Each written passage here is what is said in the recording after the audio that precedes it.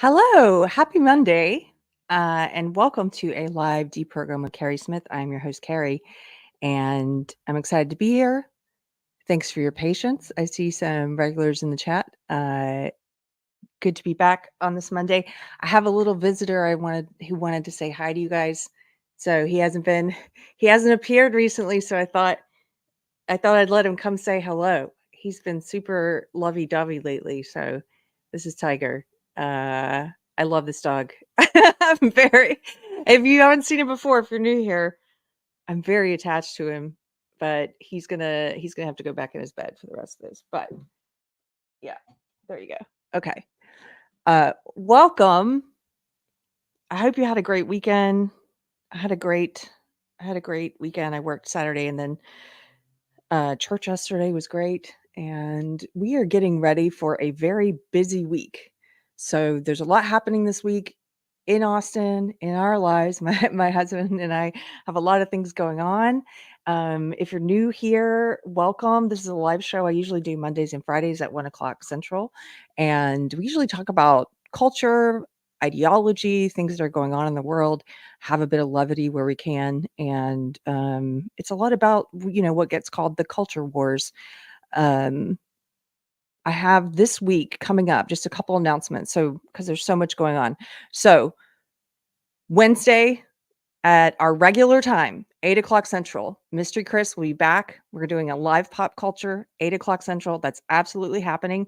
We had a little scheduling back and forth because we had to move the Christian panel last week, where we reviewed the movie Cabrini. So anyway, this week, 8 o'clock Central live, myself and Mystery Chris. That's a pop culture show we do live where we delve into different specific topics. Then I have an interview. I've had these interviews in the can. I've been waiting to get them out. So this is the first week. I've got one already cut for next week as well. So this Thursday, I'll be putting out another deprogrammed interview. And I think I'm gonna be able to announce who that is today. So I'm very excited about that. And then on Friday, of course, we'll be doing the live show, the regular live show, this show at 1 o'clock Central. This week, there are some people I've heard from you in the chat. I've gotten some emails from folks. There are a lot of people coming to Austin for Mindfest. So on Saturday, April 27th, I am going to be moderating some panels at Mindfest at the Vulcan. This was a great event. Last year, I got to host this one, and it was just incredible. There's always a lot of great speakers, panelists. Here's the info on the screen. And this year we have Jimmy Dore, Shane Cashman, Libby Emmons, Luke Radowski, Ian Crossland, Destiny, Lauren Chen, Alex Stein. There's just a ton of folks who are going to be here. There's also going to be comedy. So there's 3 panels. There's comedy. There's a live, the Drinking Bros podcast is doing a live taping as part of this. So this is all happening at the Vulcan Gas Company in Austin on April 27th, starting at 5 o'clock. And it's going pretty much all night. I know I'm going to see some of you there.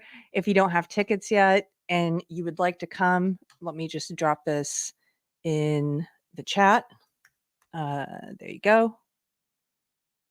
And since some people are going to be in town, like I said, I've heard from some of you, we are going to do a deprogrammed meetup, just a fun deprogrammed meetup, just get together for some barbecue, have some conversation, meet people in person for the first time, meet some other people or see some other people for the second, third time. So I finally have the place. We just figured we're going to make it easy. We're going to do this at Rudy's, which is like a barbecue chain in Texas. It's not one of the, fancy hole in the wall ones that everybody in Austin, like the hipster ones now that they line up for. It takes forever to get into. We're not going to one of those. That'll be too much trouble. We're just going to Rudy's, which is what a lot of locals eat. And Rudy's is great. There's a lot of space there. There probably won't be a line, and there'll definitely be enough room for however many people show up. So we're doing that on Friday, April 26th, after the live show, Friday, April 26th at 6 o'clock Central until whenever. My husband, Anthony, will also be there. And let me see. Anthony is putting the address in the chat for me. I don't see it. Hold on, I'm gonna make a little graphic for this right after the show and post it as well, and it'll have the address, it'll have all the info. Ryan says, "We have a Rudy's here in Colorado Springs." Well, then you know what where we're going. It's always good barbecue. You know, it's not one of the ones that gets, people were like, "Oh, you gotta go to Black's or you gotta go to this place." But those places, there's sometimes not even a guarantee you can get inside if there's a lot of people. So Rudy's is easy. Rudy's, by the way, is what we did for our wedding. We had a really low key, just fun wedding, my husband and I, here at the house before we moved in. There wasn't even AC yet. And so we told the guests bring an old-fashioned fan, right? And we just bought a bunch of Rudy's, and it's a crowd pleaser. Yes, it's delicious food. Love it, says Ryan. Okay, so as soon as Anthony posts that address, I'll just put it on the screen. And yeah, I don't see it. Oh, hello, there's some new folks. Ignatz Mouse Esquire, I hope I'm saying that right, says, "Hello all, recently discovered Keri's show. She's wonderful. Thank you so much." Yeah. Oh, I haven't seen it. He says he's put it in the chat 3 times, the address. I don't see it. Can you put it in one more time? Okay. It might be that it's not showing your comment, Anthony, because if it's a link, it won't show up. You can't do a link. You have to do the address. Yeah. Links don't show up unless I post them. So I'm pretty sure, or a mod post them. No, they're not censoring Night Train. It's just, there you go. That's the address. That's what I needed. Okay. Friday night meetup, Deprogrammed. I know some of you have already bought tickets. You're coming in from out of town for Mindfest. If you don't have plans yet on Friday night, we're just going to hang out, have some barbecue, have some conversation. 6:00 Central at Rudy's Barbecue. There's several of them, so make sure you go to this one, the one on Lamar, 3914 North Lamar Boulevard, Austin, Texas. You just look for, I'll wear a hat. I mean, a lot of people will be wearing a hat. It's Texas, but you'll find us. You'll find us. It won't be hard. We'll meet up. I'll get there early. We'll claim a big table, and yeah, come on down. I'm very excited for this. Okay. Thank you, babe. My husband is helping me out. Look, he's bringing Tiger in again. I know some people didn't get to see him. Also, Tiger barbecue on Friday. Can I show them your apron? No. No. No. Anthony has this industrial apron. It's not like a lady's apron, like a frilly apron. He's been getting into baking, and we make our own. He mills his own whole grain flour now from the wheat berries, and has been just making all this delicious bread and rolls and muffins, delicious cinnamon and blueberry muffins. And he's getting so much better at it each time, and now he's gotten into sourdough, and so I feel very blessed because it's sort of a cathartic thing for him. Like, he'll go to the gym or he'll bake, and I get the fruits of all the baking. and anyway, I love his apron. It's like a man's apron. It looks like he's a professional chef. It's not a lady's, it's a man apron. Anyway. Okay. What else is happening before we get into the show? Okay. Also, if you're in town for Mindfest and you're sticking around for the weekend, Sunday, the 28th, the very next day, Sunday, the 28th, my husband, Anthony Garcia, and his full band, Los Diablos Tejanos, his full band, they're playing the Red Poppy Fest in Georgetown, Texas, which is just about half an hour north of Austin. And that's where our church is. It's a beautiful, if you've never been to Georgetown, you're in town for the Mindfest, you definitely want to check out Georgetown. It's a completely different feel than Austin. And unfortunately, it is getting invaded by a lot of Californians and a lot of people from Austin. And there's a bit of a cultural war happening in this small town. And that's unfortunate. However, it's still, in terms of like visually and hanging out, you still meet a lot of base people there. It's not like it's been completely displaced yet. So you have to check it out. It's this cute little town square. I used to live before I met Anthony, we got married. I used to live right off the town square. I felt like it was just idyllic. I felt like I was in some movie, Norman Rockwell. I don't know. I could walk to the square, and it's been voted many times one of the most beautiful town squares in America, because in the 70s they started taking down all the stucco and stuff, and they started renovating and restoring it back to what it looked like originally. And so there's all these historic buildings, and you can see the dates at the top, 1890, whatever. Like, they have all the dates of when these buildings were established, and it's just this great little community with lots of it's the kind of community you could hang out on a Sunday and just walk around from shop to shop. There's chocolate shops, hot sauce shops, taco shops, wineries. There's like 3 or 4 different wineries on the square now. There's going to be the huge Red Poppy Fest. So Georgetown is known as the Red Poppy capital of the world. I don't know if we're actually known that way. That's just what we call ourselves. And so our big festival, you know how all these little towns have their own festival? Our festival is the Red Poppy Fest every year. It's huge. People come from all over. And so you'll have to get there early and find parking. But Anthony's band is playing on the main stage at 2:00, 2:00 Central on Sunday. And I know there's going to be some guests from out of town. I don't know if I can mention some of the folks who are going to be here, some who you might know from online, and they're going to come to my husband's show. So if you come, just look for us.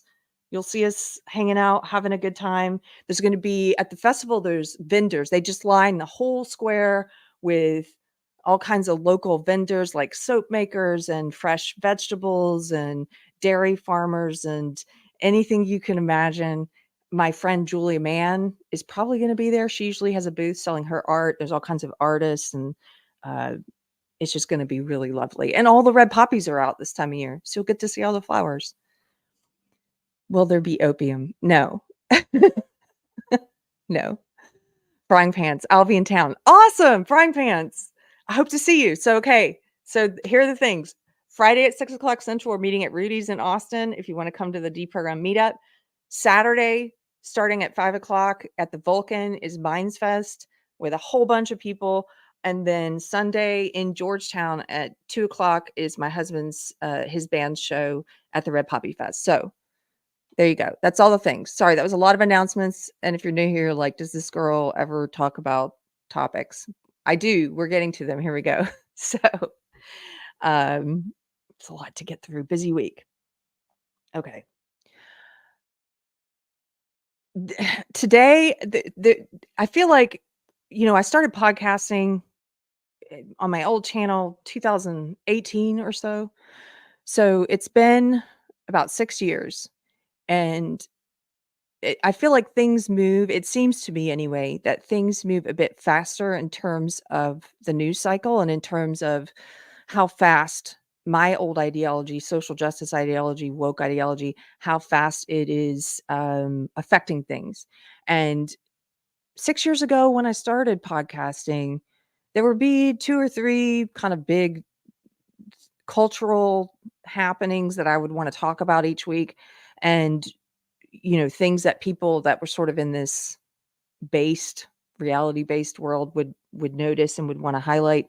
And if you are online as much as I am, you might agree with me that it seems that all of that has sped up because this belief system has progressed so far into all of our institutions, into academia, entertainment, politics, education, and even churches. And it's progressed so far that there are new cultural flashpoints almost every week, and there's so many that sometimes, if you're like me, it just you have to unplug a little bit. Because if you go on Twitter, for example, my husband and I were talking, and my ex feed, I guess it's called X feed, is just full of outrage after outrage. And a lot these outrages are justified. These are horrible things that I see coming across my screen. But there's so many of them now that sometimes you just have to kind of take a step back from that a little. We've had a lot of stuff in our personal life, that's kind of kept me from being online as much as I usually am the past 2 weeks. We were traveling for his music. We have some other just life stuff here with the house and a doctor and things like that. And I haven't been online as much. I have been online. I didn't go offline. I just haven't been online as much as usual. And it was a real blessing to sort of unplug a little bit and not feel tethered like I have to see what's going on in the world. And I encourage you to do that. If you are feeling overwhelmed, if you feel distressed ever, when you get to that point of I've just seen too many stories about how things are going in the wrong direction, take some time off of the phone, take some time off of social media, and then come back to it, because it'll definitely put things in perspective for you, I think, and also help you realize how much that's influencing your outlook on the world, to be on that all the time, just looking at the bad news. So all that being said, having taken a little bit of a break from reading all of it, I came back and started trying to catch up with what's been going on in the world, and there's all kinds of things, and there's all kind of manufactured drama as well that I don't care about. But one thing that I do care about, that I am interested in, is what's happening at the college campuses. Like, the kids are not all right. We've known this for a while. The kids have not been all right since at least as long ago as when I was at Duke, which was the late 90s. I graduated in 2000, to age myself a little. And probably a little before that, the kids were not all right. But it's reached a point where a lot of the colleges now, we've seen this coming out of several colleges, are being taken over by these demanding, entitled, emotional, histrionic students, elite students, who are basically holding up classes in some cases, preventing other students who want to be there to learn from being able to attend class and to learn, preventing students from being able to just walk on campus and without feeling unsafe. Actually unsafe, not the way that leftists use that word.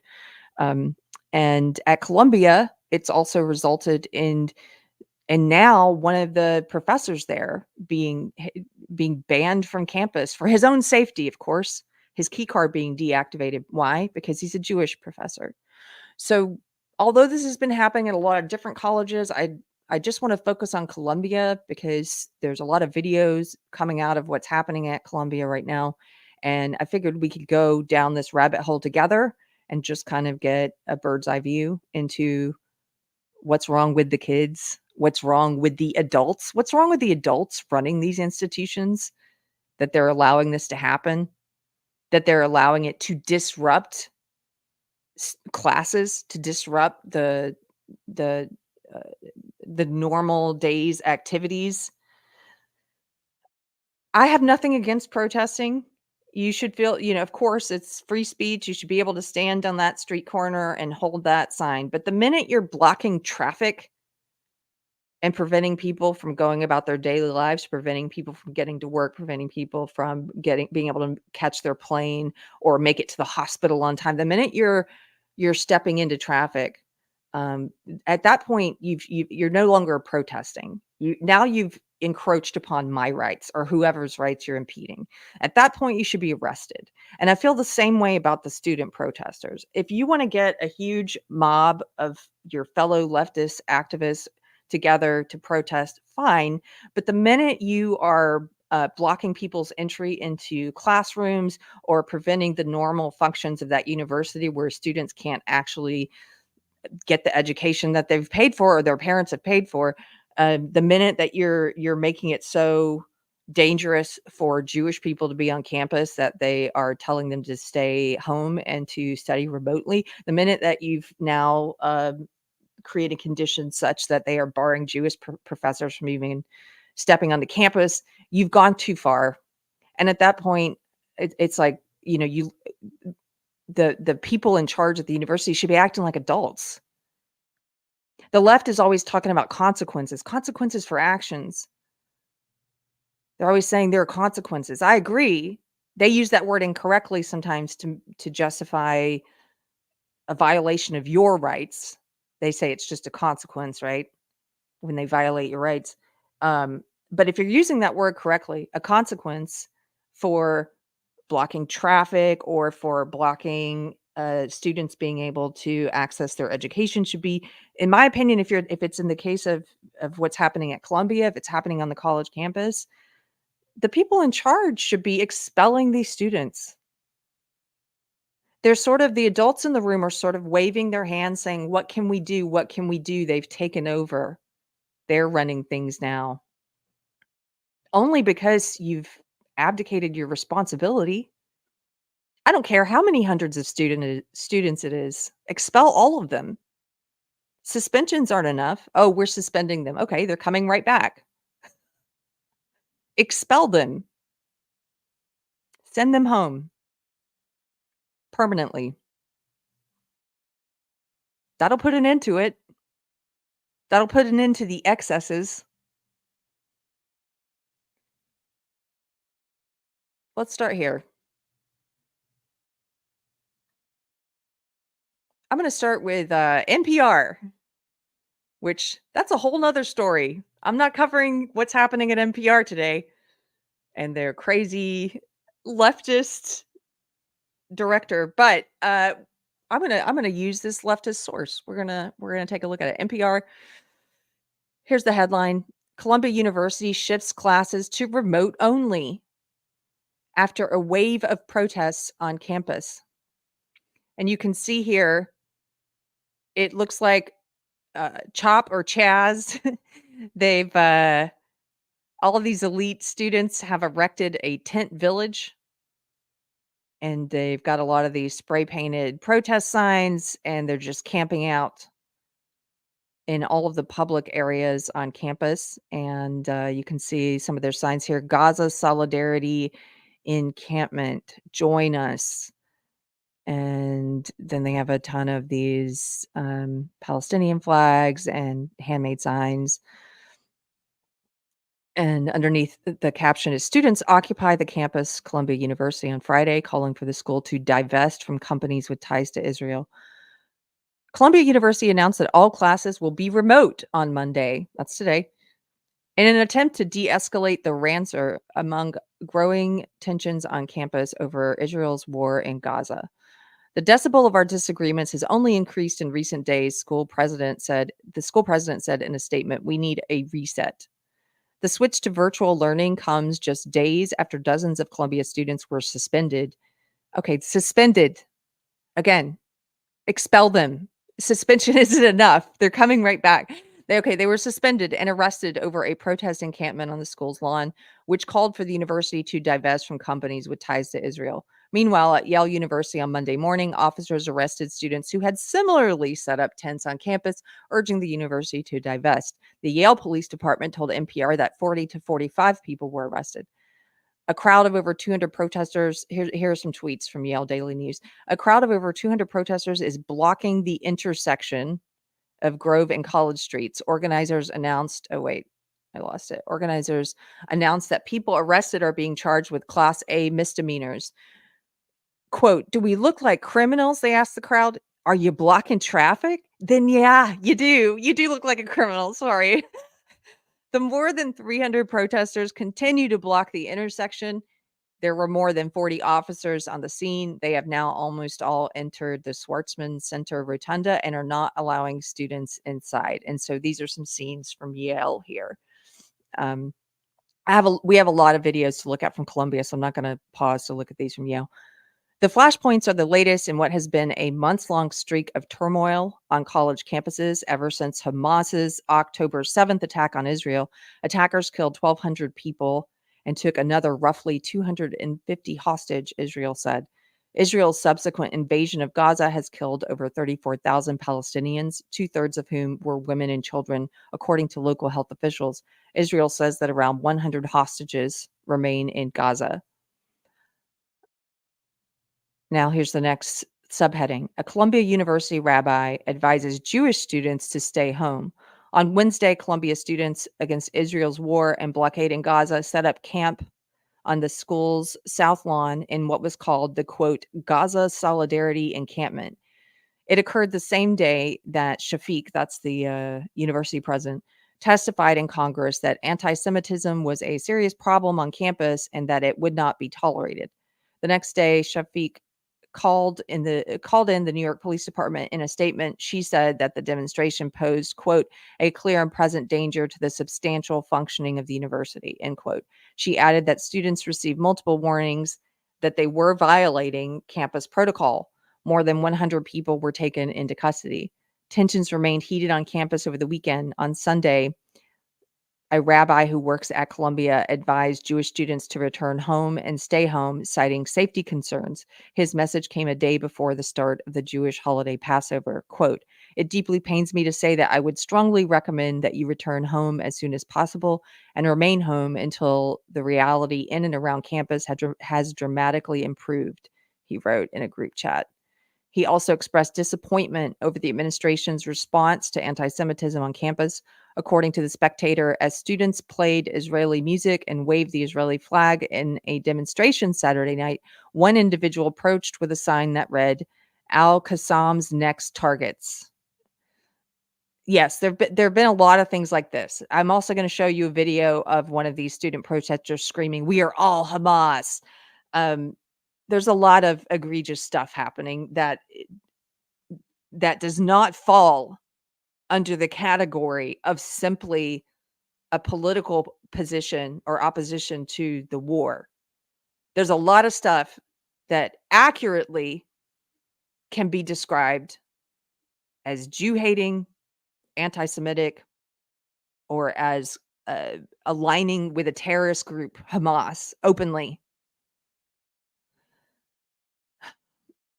One of the problems I'm seeing happening now is that if you point this out, which I did a couple days ago, I have seen just online in my feed, in the circles I'm in the so-called based movement, which is not necessarily right wing. It's people who are awake to the excesses and the evils of social justice, of the woke ideology, in my opinion. It's people who are awake to the problems with the COVID policy, the authoritarianism that was coming from the left during the COVID years. It's not really, a political, I don't think of based in terms of how I define it. It's a very broad definition. It includes people who are basically not pushing what the establishment is pushing. So in those circles, I'm seeing daily outright Jewish hatred, anti-Semitism in the comment section. I've shared some of it. I've shared some of these disgusting tweets and replies and stuff. I get it on random photos of me and my husband. People calling me, go suck some more Jewish COCK, calling me, I don't know, saying I'm paid by Jews or something. I don't even talk about the conflict in Israel and Gaza. I don't know enough to talk about it. But I guess because I'm not saying what exactly they want me to say, and I'm not talking about the issues they want me to talk about, I'm still concerned primarily with the encroachment of social justice ideology, with the destruction of civilization. That's my number one concern. I think it's the biggest existential threat here in America. Then I don't know, I'm getting called all these names, Zionist, whatever. Okay. The problem that I see, and if I call this out, if I post like I did, like, hey, is anyone else noticing this uptick in actual anti-Jewish like sentiment and Jew hatred? Then I get in the comments a bunch of people who want to talk about the war. A bunch of people who want to say what they're doing, what Israel's doing is this and da da da and Gaza. Did I say anything about that? No. I'm not talking about the war. I'm talking about anti-Semitism, actual anti-Semitism and Jewish hatred. Can we not have a conversation about that? If you want to talk about the war, go talk about it on your wall. And I'll read it and I might learn something from it. But I'm not asking you your opinion about the war. I actually had people come into that thread and say, "I'm sorry," using dishonesty, condescension, and contempt.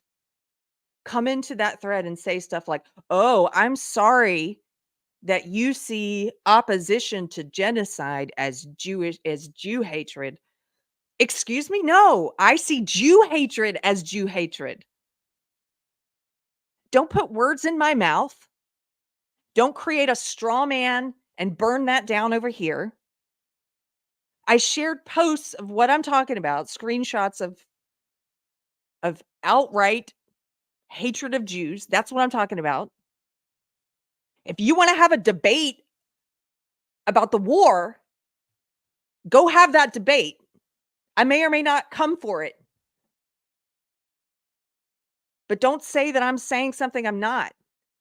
And this is, I'm sorry, I'm getting a little upset about it because it's almost like if you even try to talk about this increase of actual bigotry against Jewish people that you're seeing, you immediately get pulled into like, no, we want to have this conversation over here. You're a Zionist. You're this, you're that. You must support a war. You must support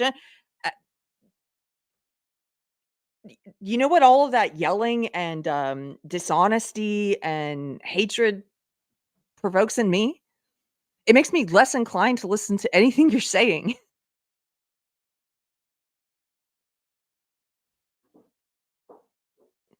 Sorry, I got just a little bit sidetracked there.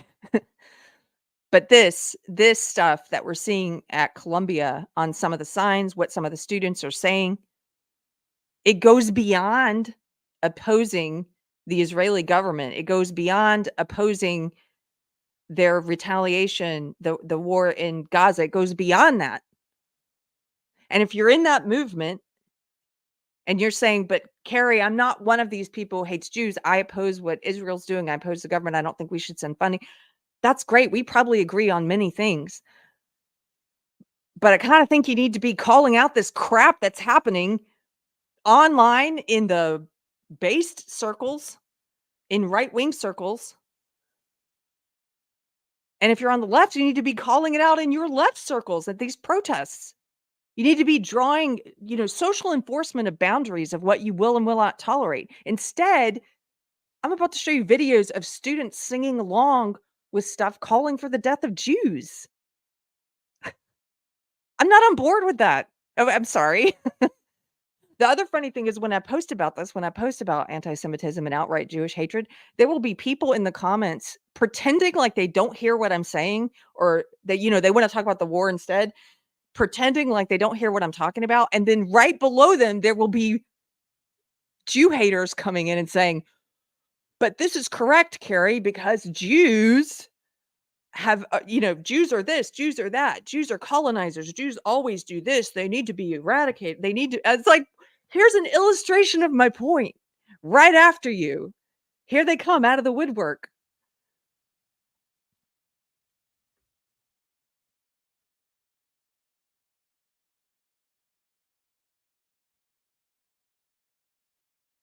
Here, let's look at some of this.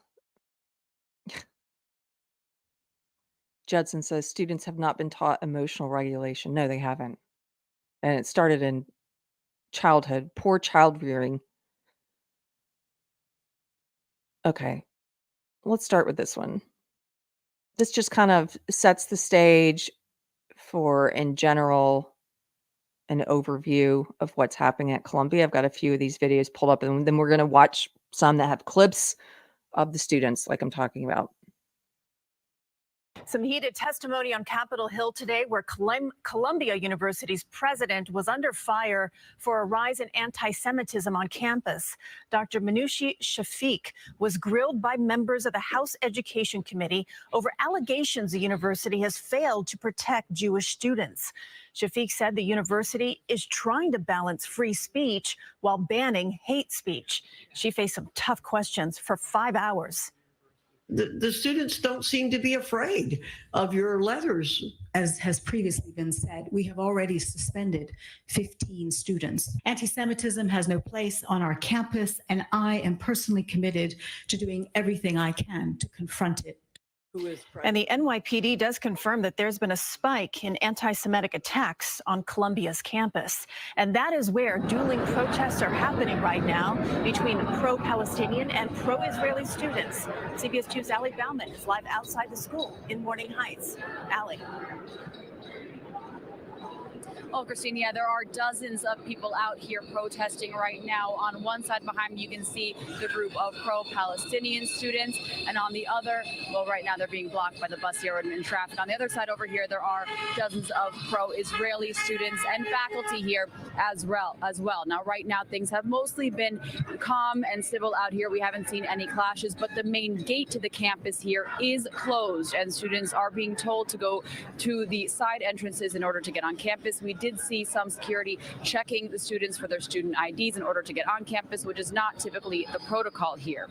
Now, demonstrators started gathering outside the school since this afternoon. On one side, pro-Palestinian students are calling for an end to the war in Gaza. I spoke with one graduate student who was suspended about 2 weeks ago for refusing to comply with a school investigation after he attended a rally.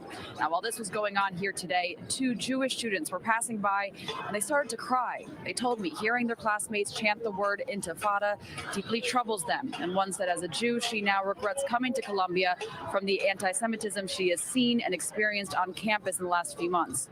Now, on the other side of this rally out here today is to, quote, end Jew hatred. They're calling on Columbia to address rising anti-Semitism on campus, saying they want this school administration and other universities to do more to enforce policies to protect Jewish students.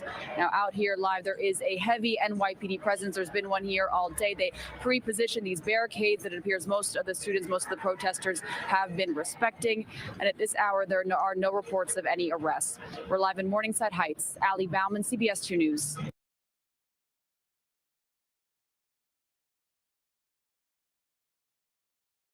Okay, so that's just setting the stage for what's going on. The university president testifying is what sparked these students to take over the campus and set up this tent village. Let's go to one of the next ones here.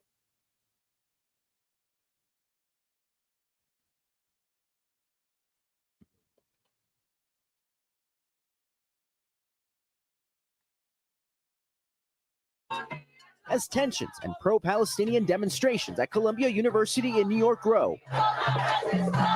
Tonight, a Jewish leader at the university is now urging students to stay away over what's being described as extreme anti-Semitism on campus. I really do believe that these protests have lost the plot, so to speak, and have really just turned into incitement to violence and Jew hatred. New York Mayor Eric Adams condemning videos such as this, which he says shows a young woman with a sign pointing to Jewish students stating Al-Qassam's next targets. In a letter obtained by NBC News, Columbia Rabbi Ellie Buechler writing to students, "It deeply pains me to say that I would strongly recommend you return home as soon as possible and remain." Yeah, I wanted to point something out. They are so cult-like. The ones who are on the left who are expressing anti-Semitism and the ones on the right who are expressing anti-Semitism are a little bit different, but this is sort of an illustration of horseshoe theory where the two extremes are meeting up in this one area.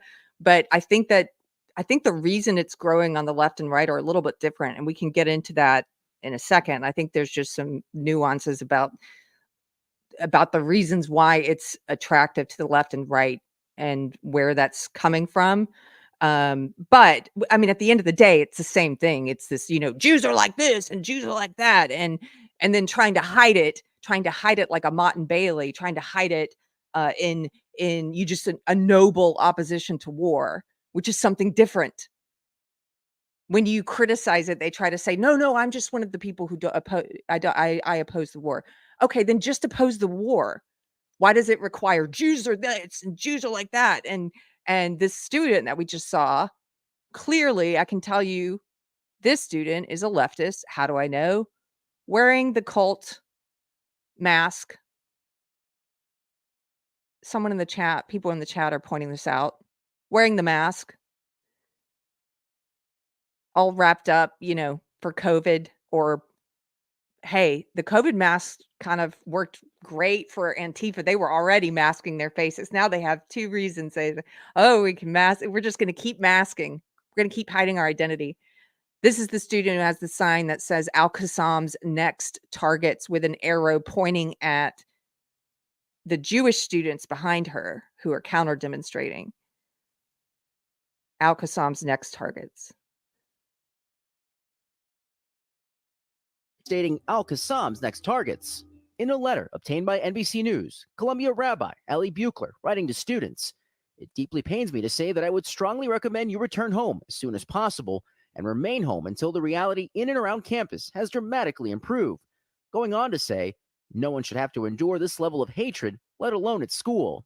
Nick Baum says while many of his peers have left, he's chosen to stay. Your reaction to the letter? I feel disturbed, but I feel it is completely indicative of the horrible disturbances that Jews on campus have been feeling over the last few days. As a Jew, I no longer feel welcome on campus. A Columbia University spokesperson tells NBC News in part, "We are acting on concerns we are hearing from our Jewish students." So he has been Republican Congresswoman Elise Stefanik, who played a role during a hearing on anti-Semitism at Columbia this week, now calling on University President Minouche Shafik to resign. Tonight, the White House weighing in, saying in part, while every American has the right to peaceful protest, calls for violence and physical intimidation targeting Jewish students and the Jewish community are blatantly anti-Semitic, unconscionable, and dangerous. They have absolutely no place on any college campus or anywhere in the United States of America.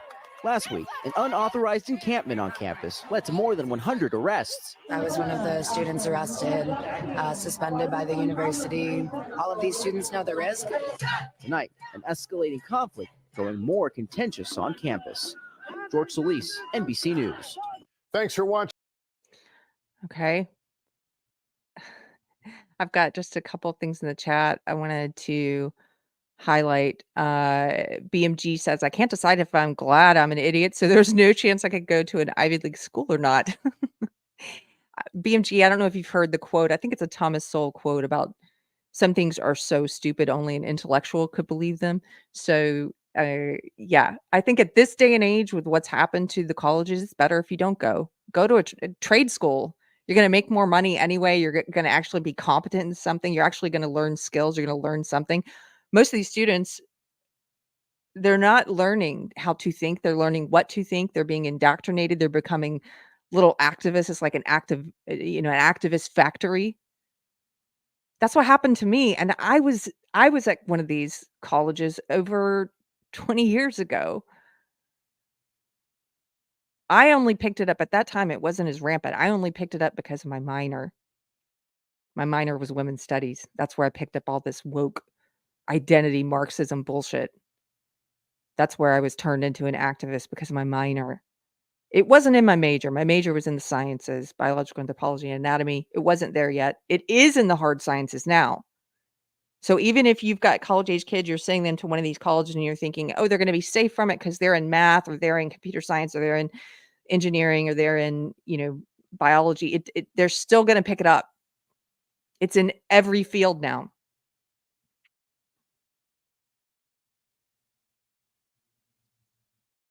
Those masks are just for anonymity now. Yes, you're right, Darkwater. Oceana 23. The red and white, I can't pronounce this word. Kafaya, is that it? That's the scarf, the Israeli scarf, is associated with liberation theology in 73. It is. So this is one of those items of clothing that has meaning. It's funny because my husband has some of those scarves. He really likes them. He performs in Europe. He's been performing in Europe for over 10 years, maybe longer.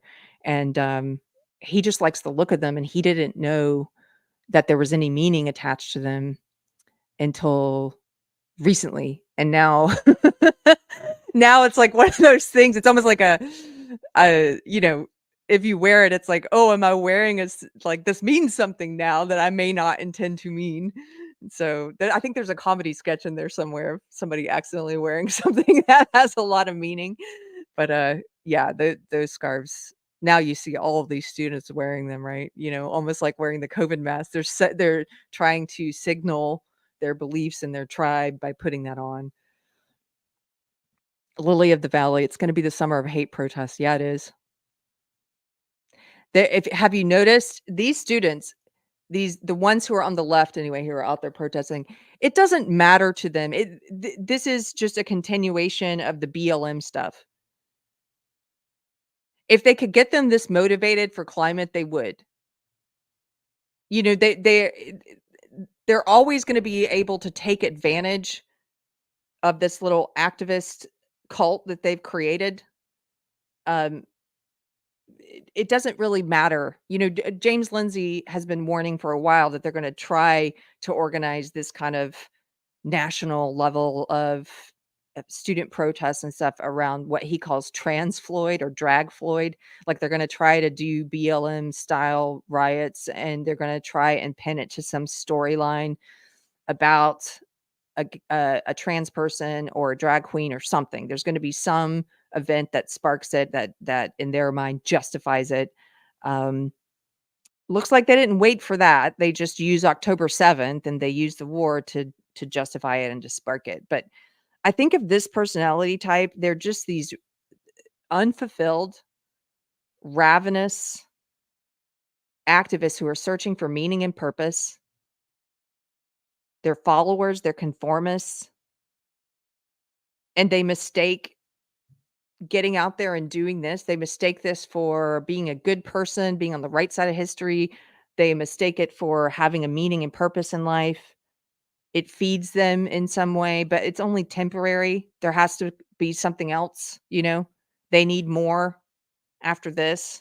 There's always got to be something that feeds that, because ultimately it's not fulfilling. It just gives them this sort of temporary relief. They're searching for meaning and purpose, and they're substituting activism in that place.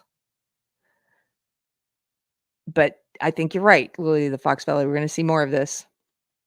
Spaceman, your rights end when you obstruct the rights of others. Always, no excuses. Exactly. Exactly. If you're blocking traffic, if you're preventing students from going to class, expelled, arrested, you know? I had some people asking me, as I mentioned, when I shared my thoughts about how I, anyway, am noticing an uptick in actually anti-Semitic posts and stuff in my circle in the past year, or past 6 months especially.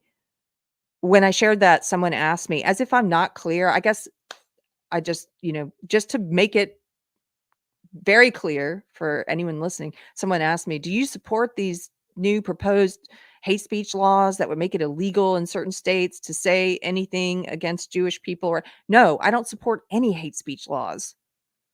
No. I believe in free speech. I believe you should be able, I believe that student who says Al-Qassam's next target should be able to say that. However, if it's on campus, what some of the students are pointing out is these campuses, these elite universities, have all of these school policies in place that they've been enforcing against conservatives for a long time. Policies on campus that curtail free speech while on campus, right? They're not enforcing it. What the students are pointing out is, hey, why aren't you enforcing it when it comes to anti-Jewish statements? So that's a separate matter. If you're going to have those policies, enforce it uniformly. Of course, they never do. But no, I don't agree with laws that say you can't say disgusting things. You should be able to say whatever disgusting thing you want to say. And I should be able to say, look at this. Isn't this concerning, these disgusting things people are saying? And I'm seeing more of it lately. That's how free speech works. There's a difference between legal restrictions and social restrictions. There's a difference between legality and morality. If I think something's immoral and wrong-headed, I'm going to say something about it. If it alarms me and concerns me, I'm going to say something about it. I'm not advocating for the government to ban this speech. I don't believe it should. I think that would be terrible. Terrible. Those things are always slippery slopes. Why would I want the government to ban speech I don't like, that they'll use it to ban speech I do like? That anybody who asks that question, it's almost like, do you, or anybody who does support things like that, it's almost, they don't get the concept of free speech. They only agree with They only believe in free speech for things they agree with. That's not me.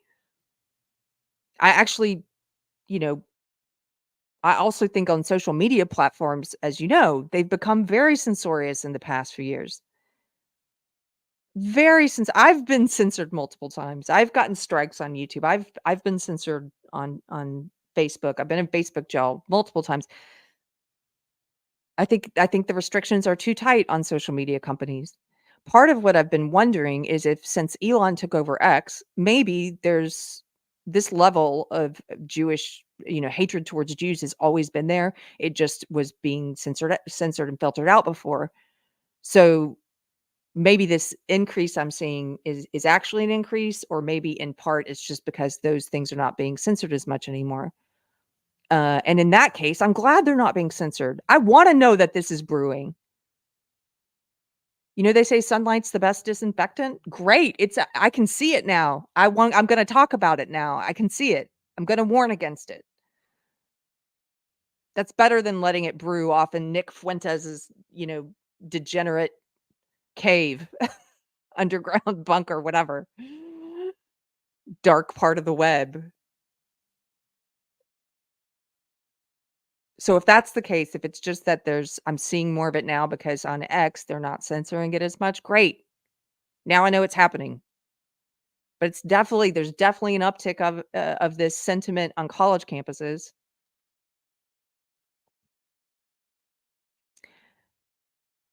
Jesus, Davila, thank you. He gifted 1 Deprogrammed membership. I appreciate it. Thank you for supporting the channel. Should I call you Jesus or Jesus? Either way, I like your avatar. It looks like Spider-Man in a cowboy hat. Okay. Here's the next one I have queued up.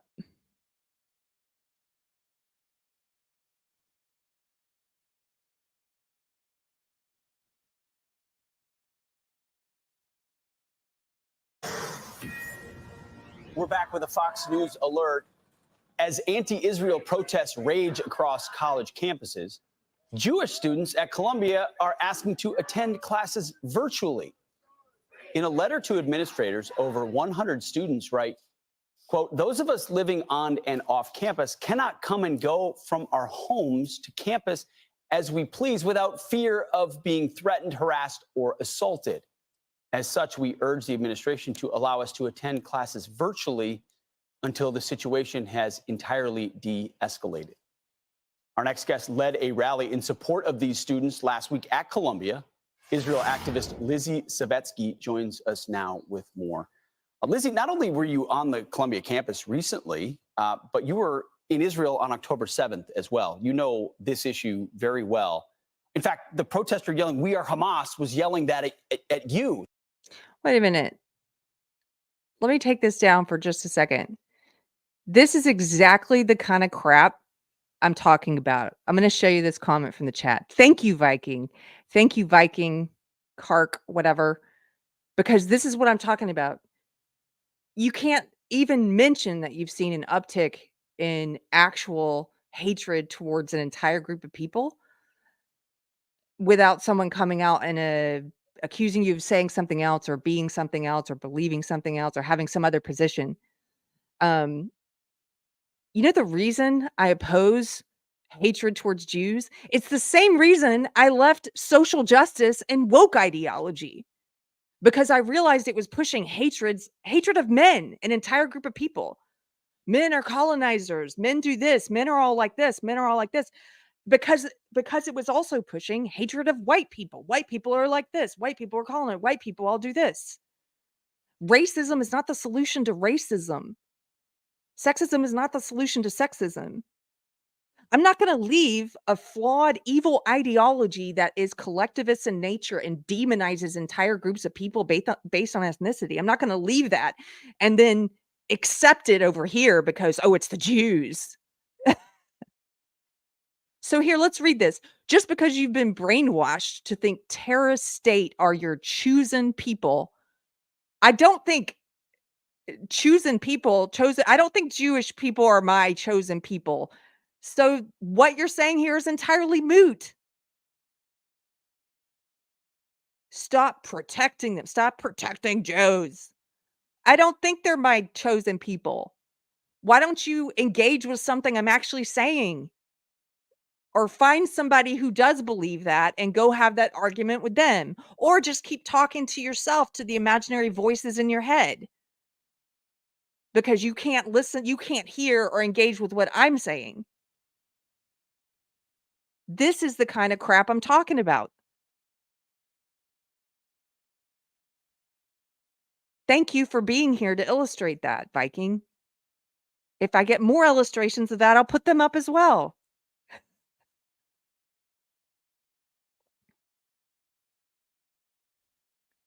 KB, member for 3 months. It's a shame critical thinking is a thing. Thank you for the super chat. Thanks for being here. I'll fight you naked for $2. Right-wing Jew hate is mostly intel astroturf. Yeah, I don't know if it is or not. You know what's so funny is when I posted about the rising, that, or to me, what appears to be, I'm seeing more of it online. I posted about that. I had people on the right, as I mentioned, arguing against it, saying it's not really happening. And then I had some of these actual anti-Semites on the right posting and saying it is happening and this is why we should hate the Jew. And then I had people on the right refusing to hear what I was saying and doing what that previous person said and saying, "Oh, I'm sorry, you think that opposing war is Jew hate." I don't. I said nothing about opposing war. I had that happening, but then I had people on the left, because I still have some people on the left who follow me, which is great. I don't want to live in an echo chamber. And some of those people said, well, all the anti-Semitism is just happening on the right. I haven't seen it on the left. And it's like, are you kidding me? Like, look at what's happening at Columbia University. So people shared some links with them, like, here it is on the left also. And you know what they said? I'll fight you naked. They said, well, I think that's mostly astroturfed. I think that on the left, the anti-Semitism is astroturfed. So people on both sides of this right-left fake paradigm believe that some well-intentioned good people, they believe that it's not real. They believe it's an op, or it's the FBI, or it's, CIA or whatever, that it's astroturfed, or that's the other side astroturfing it to make each side look bad. In the end, I have no idea. I'm sure some of it is astroturfed on both sides. However, a lot of it is not. And you only need a little bit. Like, some people think Nick Fuentes, that joker, that clown, is a plant. They've pointed to his video at January 6th, telling people to go inside on the bullhorn, and nothing ever happened to him, right? That's weird. I think that's weird too.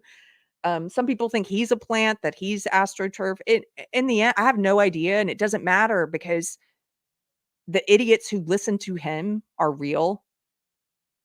The ones who go online and spread all the crap he's saying, they're real. And the same thing on the left. I'm sure some are plants, but the ones who go out there in the streets, these students, are real. So in the end, the ideas are being picked up and spread by people who actually do believe that everything can and should be blamed on one group of people, the Jews. That's happening.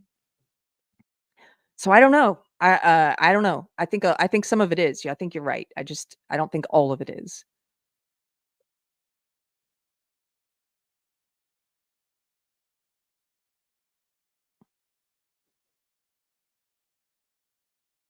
KB for $5. Thank you for the super chat. Says, to clarify, it is a shame critical thinking is not a thing. Okay, I wondered. I was like, is there a word missing? Or is he being sarcastic? It's a shame critical thinking is not a thing. I wish people would do a lot more of it, would do it a lot more of it. Same. These students in particular, they're, as we've talked about many times on Deprogrammed, and as a lot of people who do cultural commentary have been pointing out now for years, they're not taught to critically think. They're indoctrinated into critical theory. It has the word critical in it, but it's not critical thinking. They're not taught how to actually engage in thinking. They're programmed with a bunch of mantras, with a religion, almost this woke religion. And then they just sort through. This is what I used to do when I was in it. I was in it for 20 years. I would just sort through all those things I had learned and those sayings and those catchphrases and those answers to things like a filing cabinet, and I would just pull out the one that applied to any interaction. I wasn't thinking. It short circuits, cult programming short circuits critical thinking. It turns off your brain.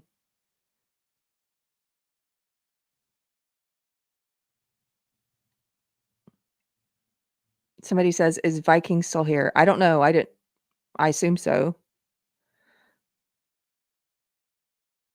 Okay, I'm sorry I interrupted this. I saw that example from Viking and I'm like, "Thank you. This is what I'm talking about." And they just say stuff like that. You support your choosing people, you this, you Zionist, you paid by I'm not paid by anyone.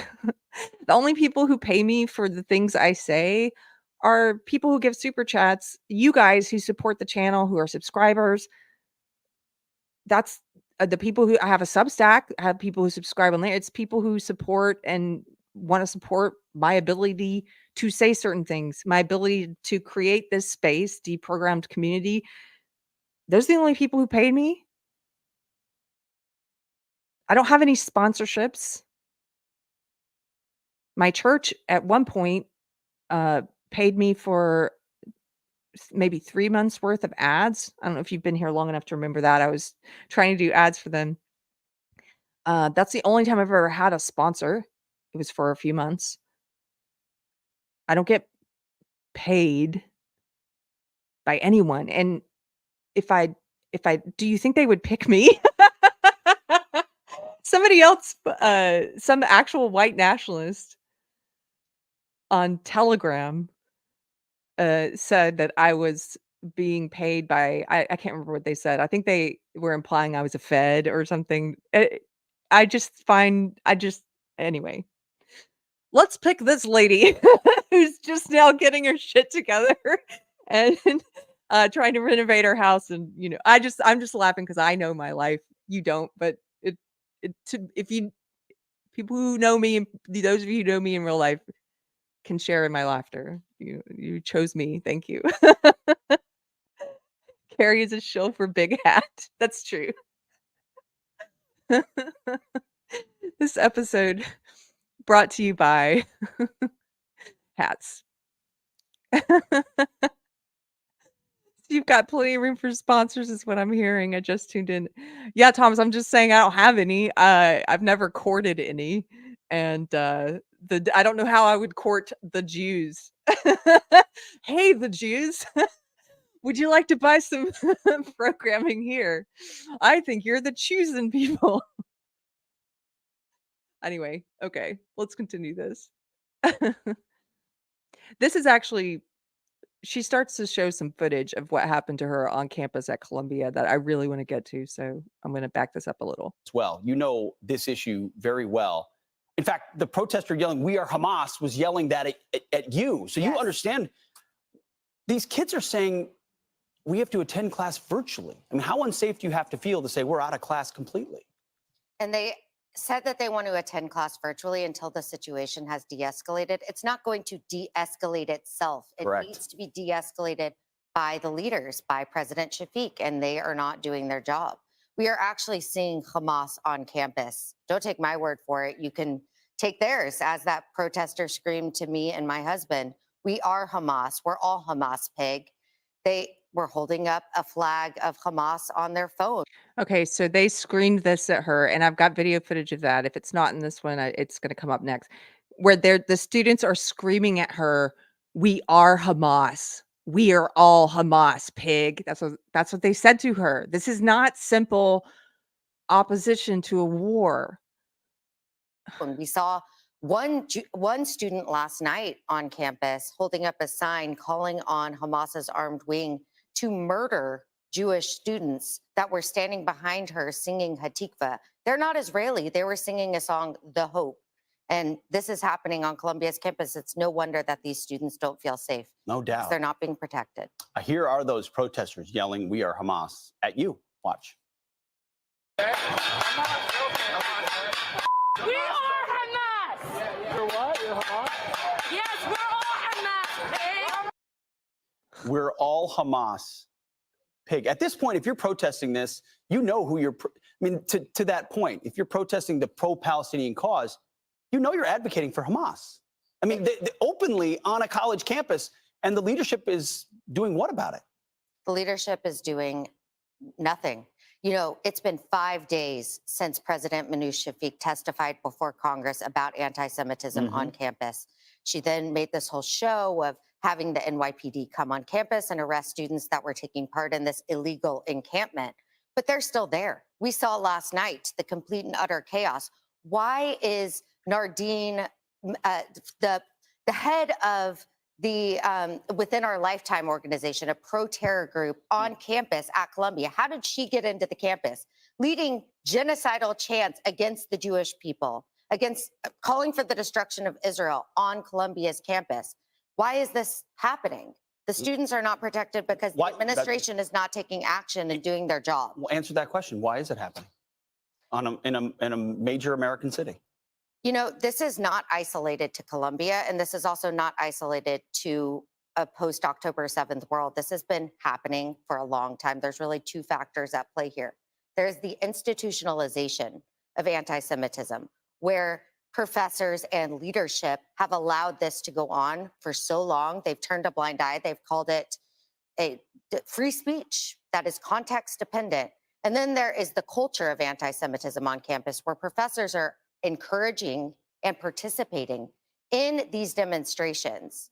And the students don't feel safe because they, you know, that not only do they have to go to class and worry that the person sitting next to them is calling for their death and destruction, but also they have to worry that the professor who is holding the future and their future in the palm of their hand is going to penalize them for being Jewish. For who they are and for what who they believe. are, for being born. For being born. Lizzie, thanks for standing up for what you're doing. Appreciate your fight and hope you come back. Thank you. Okay, so that was the We Are Hamas student wrapped up in one of those scarves, like a mask. Couple things from the chat. Dan Trainer says, gays for Hamas, LOL. Yes, I've seen this. We've all seen this. We've all seen the queer solidarity for Hamas. It boggles the mind. Dan Trainer, they identify as Hamas. WTF, that's like unification with the devil. They're identifying with terrorists who went and slaughtered people. Cheeky Mare, give it up for Cheeky Mare, one of our mods in the chat, who made this beautiful Not Today Satan needlepoint. Thank you, lady. She says, yeah, it's more liberal white women. Yeah, it's always, not always, but there's a high number of white women who get pulled into this leftist ideology. And some of the leftists are now getting pulled into this anti-Semitism stuff. So I'm not surprised that I see a lot of them, more of these leftist white women wrapped up in the scarf and the mask saying these horrible things. I told you guys about that World War II docuseries that my husband and I watched on Netflix, right? It's a great series. It's a lot of archival footage. It's informative. It's emotional. I highly recommend it. Some people don't like to watch documentaries. They find them boring. This one's not boring at all. And the footage that they have from all different countries, it's just incredible. And one of the things that stood out to me is there's this one part where the Nazis had captured some British soldiers, and they were shipping them through. They brought them through Italy at one point, and they were marching them, these prisoners of war, these British prisoners of war, through the streets of Italy, and all of these Italian, mostly women. Italian people, mostly women, came out on the streets to scream at them, throw stuff at them, spit on them. And that footage was very startling to me and also very familiar. That's all I'll say about that. But it was like, oh, look, I see this again. Women, it's not just women, there's men too, but Women can easily become the handmaiden for like very bad ideas, very bad ideology that turns people into monsters and encourages them to behave in monstrous ways while believing they're on the side of righteousness. Righteousness is never going to require you to behave in a monstrous way.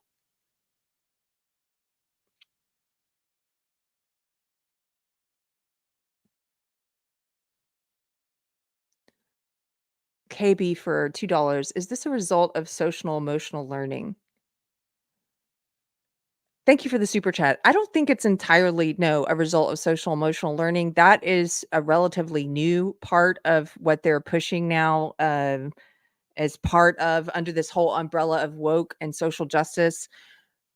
This is where I should have Deb Philman on again to talk about this, or James Lindsay, one of them. I've done an episode on it before. If you want to go back through the archives about SEL, I think it was when I interviewed Deb, but this is where they're encouraging students to constantly look inward and talk about how they're feeling, and it's all about, I think, in part, encouraging distress and anxiety, and it's sort of like grooming children to make them easy to manipulate. These students, no, I think this is more of a result of the ideas in the ideology. So they've been pumped full of this stuff about colonization, about oppressors, the ideology of social justice or woke, which basically it's sort of similar. It's mutated a little bit since I was in college, but it's pretty much the same. They teach that the best way to look at the world is as a competition for power among identity groups, and that we must redistribute power forcibly among identity groups to reach equality, and then utopia and everything will be great.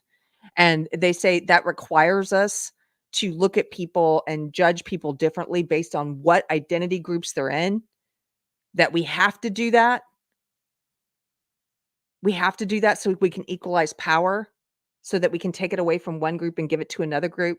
This is why they support racist discrimination in college admissions and hiring. They support discriminating against people on the basis of race and sex in order to equalize things by group. They don't care about individual equality. They don't care about the fact that, hey, this student who's applying, you know, has higher grades and scored 400 points more on the SAT, and you're not going to let them in because they're Asian and you have too many Asians, right? They don't care about that. They don't care about individually discriminating against this person on the basis of race. To them, that's a necessary evil to get to the place of equality where we can look at the groups themselves and say, look, there's equal numbers of groups here at this college.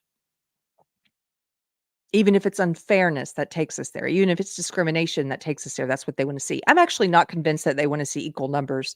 They want to see higher numbers of the groups that they call oppressed. We can see this in programming with them, in queering everything. It's overrepresented. It's an overrepresentation of these so-called marginalized and oppressed communities. They put out the numbers in the GLAAD report. Mr. Chris and I have covered this before on Pop Culture. They put out the numbers in the GLAAD report where they go through and they count the numbers of gay and queer and trans characters in TV programming at the end of each year. And then they say, oh, it's only 30 something percent or whatever the percentage is. It's higher than the percentage in the population. It's disproportionate already, but they want to see 50%. Well, that's not accurate. 50% of people are not LGBTQ plus, but they want to see higher numbers. And I'm convinced they want to see the same when it comes to race and sex. Like whichever groups they say are oppressed and marginalized, they want to see more of, because they're about destruction of all norms. Anything traditional and normal, they believe in turning it upside down and destroying it. They write this in the literature. If you read critical race theory, if you read queer theory, they say as much. And it gets trickled down from the academic level to pop culture, entertainment, politics, and now you get at the bottom, you get young people on TikTok repeating these ideas that originate in things like queer theory, they've never read the theory. It's filtered down to the street level, but they're speaking it. They're speaking it. They've been indoctrinated through pop culture to pick up some of these same ideas. You see them on podcasts like the Whatever podcast. You see some of these girls who can't form a coherent argument, but they'll be sitting there saying stuff. Like I saw a clip from one episode where they were asking these young women, is it possible to be racist against white people? And they were speaking the theory. They were sitting there saying, well, no, because racism is prejudice plus power. Now, they've never read the theory, but they can say these little catchphrases that have filtered down to street level. And these students at Columbia, they're right in the heart of it. They're in the beast. They are reading the theory. And so they believe all they do in any situation is they look at the race, the sex, the sexuality. They put everybody in groups. This is how they vote as well. They're always going to vote Democrat, or some of them will vote Green. Most of the time they vote Democrat.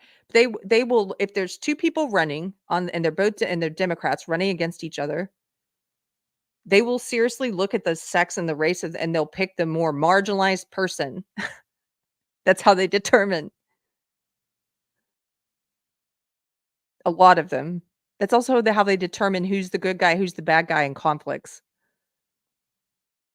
So for them right now, they're looking at this and saying Palestinians are the oppressed. Jewish people are colonizers. They're the oppressor. And that's enough for them to be out there yelling at people saying, we are all Hamas. Thank you for that. Thanks for the super chat. Super based. Hello. My membership varies just showed up. 5 Deprogrammed memberships. Grab those up. Thank you for your generosity and thanks for supporting Deprogrammed. Andrew Joyner for £5. Hey, Andrew. He says, I must admit, I find it a bit confusing. Aren't many of these wokey progressives from Jewish backgrounds? Is this progressives cannibalizing each other? Some of them are from Jewish backgrounds, yes. But think about it this way. Who are some of the most vocal and passionate among the social justice leftists? White people. This is like the meme where you see from Game of Thrones, where you see Daenerys being held up by all the brown people, and it says, this is what woke white people think of themselves. It's like that. It's like it's like calling out your own identity group. That's one way to avoid being seen as one of the bad ones. We see this constantly from white people who are in social justice, and we see it from men who are in social justice. The kind of male feminists, who are out there talking about male privilege and mansplaining and toxic masculinity. Those kind of men. It's a similar thing. I'm not talking about, by the way, I assumed your question is about Jewish progressive students who share in this anti-Jewish sentiment. I'm not talking about Jewish students who oppose the war. Again, to clarify, for this whole video, I'm not talking about war or policy or the government or what's happening there. I'm talking about specifically the anti-Jewish sentiment that's a part of it, that's hiding amongst the anti-war opposition.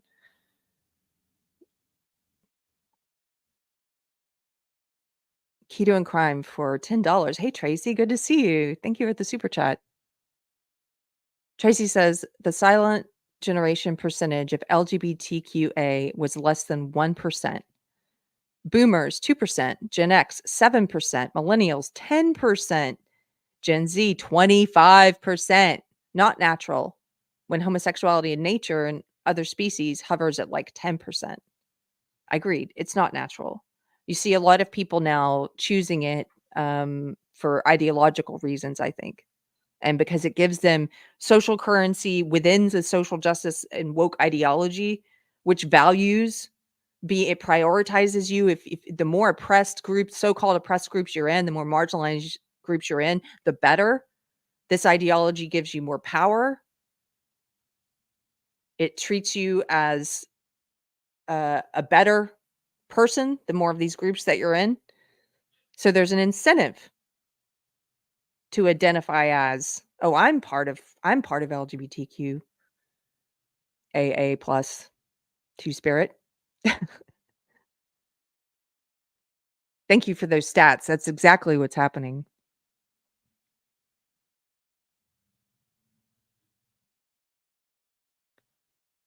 Tracy from Keto and Crime for $10. It's not even about sexuality. It's all this gender identity crap. Exactly. Most of it is not anything to do with sexuality. They're just saying, I'm one of these 100 new gender types.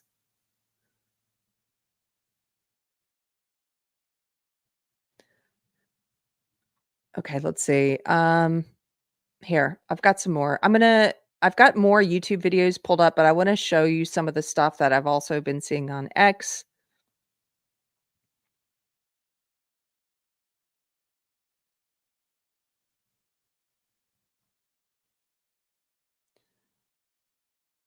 So this is a tweet from someone, I don't know who this is, Hillel Fold, I don't know who that is, but he says, I can't believe my eyes. I can't believe this is happening in my lifetime.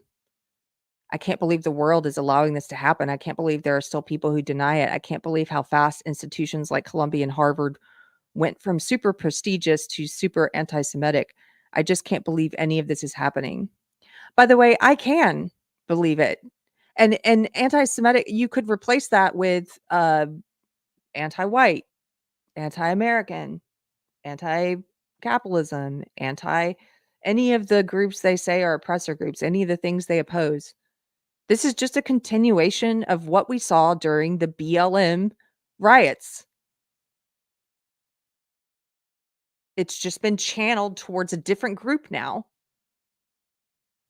Instead of towards white people, now it's towards Jewish people.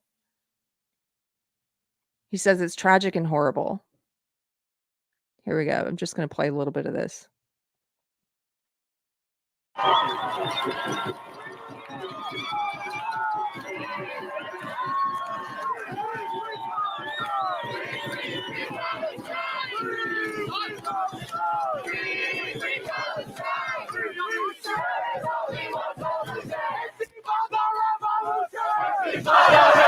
There is only one solution. There is only one solution. It's for the revolution. It's for the revolution. Say it clear, say it loud. Did you hear what he's saying? Intifada revolution. There is only one solution. That was one of the chants I caught. That's how you make us proud. That's how you make us proud.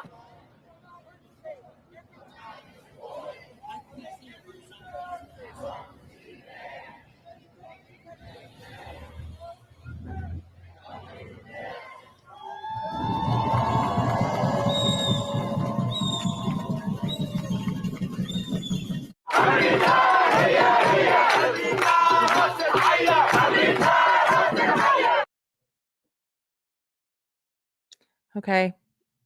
That's some of it. Here, let me just scroll through. I tried to bump some of these to the top, the ones that I wanted to show you guys today. Davina Duckworth, no understanding of history at all. None. And they think they're on the right side. That's what fuels it. It's like Alexander Solzhenitsyn talks about how evildoers need ideology to justify doing evil. They need to believe. Not all of them, not the sociopaths and psychopaths who are the architects of bad ideas and bad ideology, who just want power, who are fueled by, I think, a desire for fame and control and power over people. I don't know, fueled by resentment. I'm not talking about the sociopathic and psychopathic people who are the architects of bad ideas and bad ideology, or who are the political leaders who push it. I'm talking about the people in the streets, the students. A lot of them truly believe that they are on the side of good and righteousness, and they have to believe that in order to do what they're doing, in order to go along with it. And this is not a right or left thing. This is a human nature thing. There's a book that Jordan Peterson used to recommend a lot that we read for book club at my old podcast. That book is called Ordinary Men. I highly recommend this book. It's a historical look at a study on this one group of Polish police reserve officers who were made into Nazis and who were tasked with some of the most disgusting things that you could do to another person. This became part of their job. And it's a study of how these normal reserve police officers, when I say reserve, I mean, they weren't that being a police officer wasn't their job. These people were on the reserve police battalion. So they were doctors or dentists or whatever their job was, they got called in then to be a part of this. And it just looks at, how these people justified it to themselves. What were the reactions? How many of them got physically ill upon participating in it? How many of them loved it secretly, the psychopaths among them? How many of them justified it and how they justified it? In thinking, well, this must be done. Kind of like how Ibram X. Kendi says that something evil must be done for good. He says racial discrimination must happen until we end racism. We have to, unfortunately, racially discriminate until we end racism. That's not true. Your ends do not justify your means. There's something wrong there. You've broken down. You've lost the plot if you're pushing evil means. Racial discrimination is wrong, no matter what your good intentions are, why you're doing it. And in this book, same thing. It's like on a much more evil scale because we're talking about actual genocide and extermination of people. They were justifying it by saying it's for this good reason. This is human nature. This is not a right or left thing. This is how humans can go bad.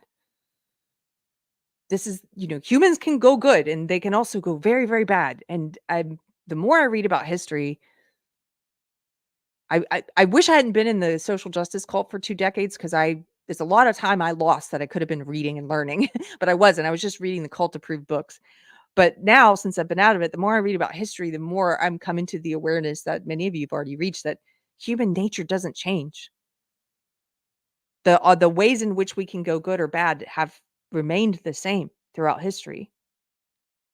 The more I read the Bible, that occurs to me as well.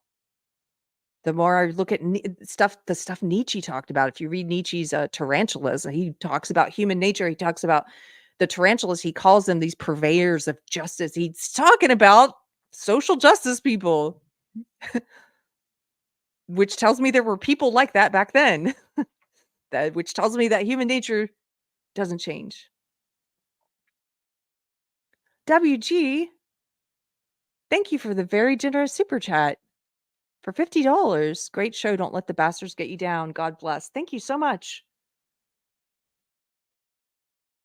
Side note, some of you have been here a while may know this, but I really loved Margaret Atwood. She was one of my favorite authors. When I was in college, I got to take a whole class on Atwood, and I got to read my favorite author as part of my class assignment, so it was great. And she's been completely bastardized, in my opinion, by the woke and by the SJWs who dress up in handmaids outfits and they've never read the book. And by the TV show, which in the second season just went way off script and just made this like leftist, crazy, anti-conservative plot. But anyway, all of this to say, in the book, when I was younger, one of my, I think it was when you're in your high school yearbook, you can put your favorite quote under mine was "Nolite te bastards carborundorum." I don't know if that's how you pronounce it, but it was the misspelled Latin phrase, which means "Don't let the bastards keep you down or grind you down," which the main character had found scrawled in the closet in the book. So all this to say, WG, thank you for the generous super chat. And I love that. Quote has a lot of meaning to me. since I was very young and read that. Torgo the White became a YouTube member. Welcome, Torgo the White. I'd like to hear the story behind your avatar someday. That's a great avatar. Randy Wallen is here. Randy, I didn't think you were going to be here today. Thank you for the $5 super chat. Randy says, things move slowly and then they move quickly. For decades, we've been blind to all that has led the current chaos across our society. It will get worse. I agree. Things are going to get worse. Things are going to get worse before they get better. People talk about all these different red pill, white pill, black pill. What are you? And if someone asked me that, I guess I would say I am white pill, meaning I have an optimistic, positive outlook. How could I not? I'm a believer. I believe in God. I believe in the Alpha and Omega. I know that this is all in the palm of God's hand. So how could I not be a white pillar? How could I not have optimism? But before I had to be, you have to black pill first before you can white pill. Black pill is when they say, it's like the doom and gloom where you see the horrible things that might be in our country's future and humanity's future, that you can sort of see what might be coming. And that leads some people to just despair. And I never reached that point of despair about it, I think because of my belief in God. But I definitely see the same things that those black pillars see. I think a lot of things are going to get worse, as you say, Randy. I would say get your house in order. Figure out what you believe about things. If you're listening, figure out what you believe about meaning and purpose and who you are and the meaning of life, what it's all about. Answer those big questions for yourself before things get worse, so that you have a solid foundation when things get bad, so that you're not just drifting out there in the despair like some people are already doing.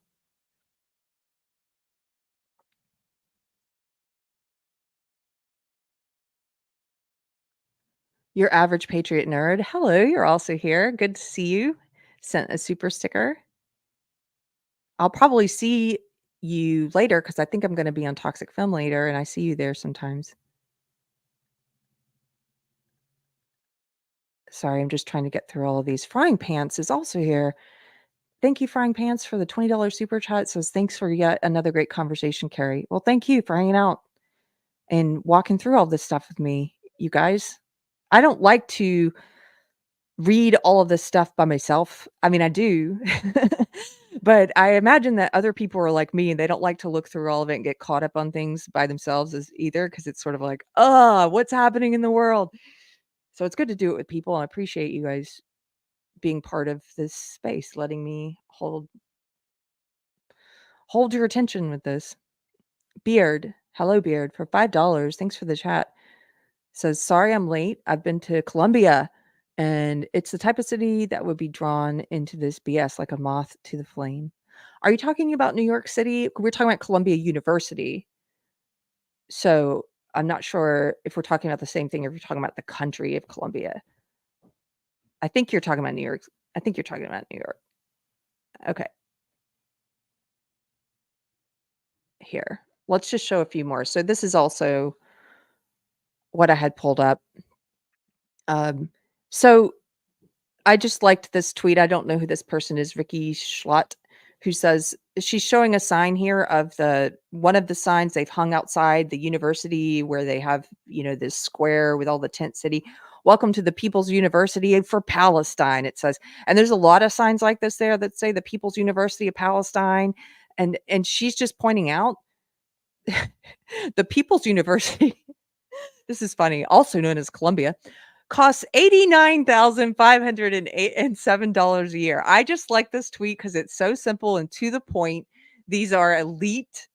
This is an elite university. These are privileged students, not just among the most privileged in the United States. These students, they are among the most privileged people in the world. and all of human history. Think about all of human history and how humans have lived and how humans, what we've had access to, the amount of privileges we've had, the amount of marginalizations, to use their word, that we've had to deal with throughout human history. And these, we live in this society, as my pastor mentioned once, we live like kings. I mean, we have running water. We live the way most kings in generations past did not live.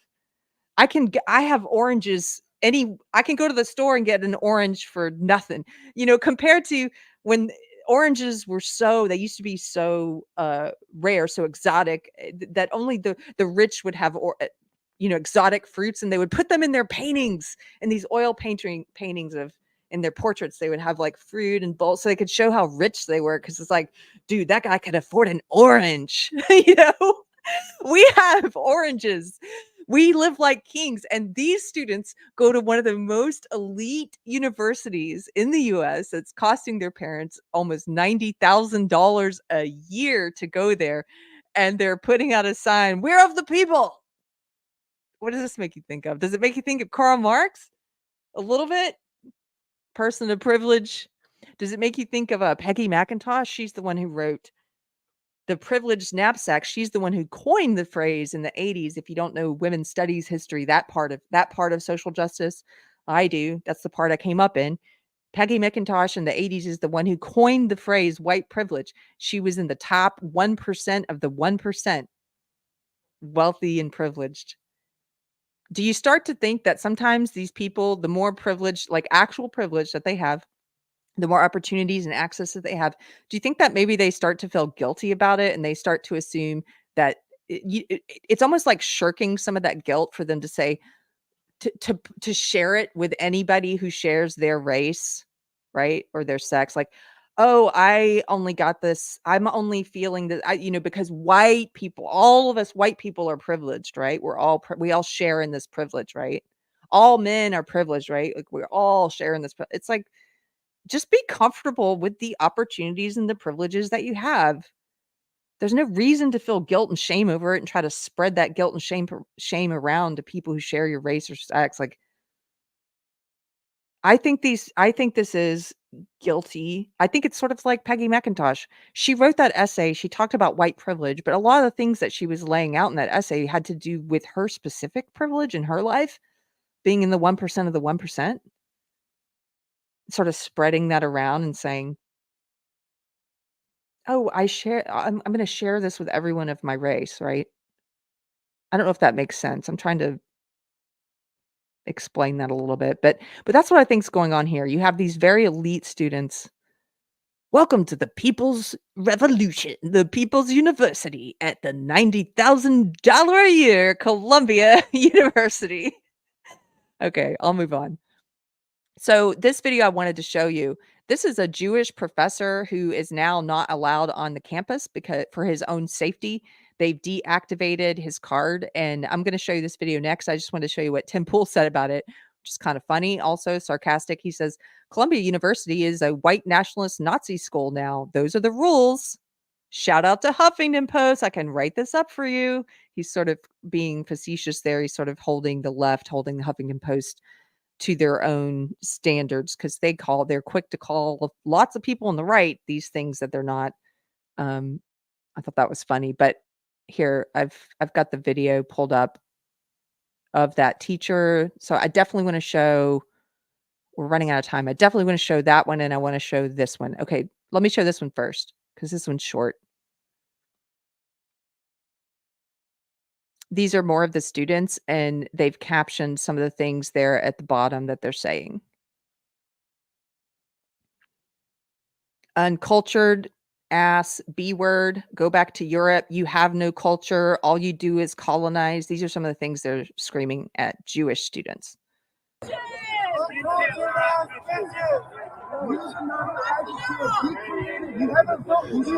a culture. You be creative. All you do is colonize. Who is here first? You're first.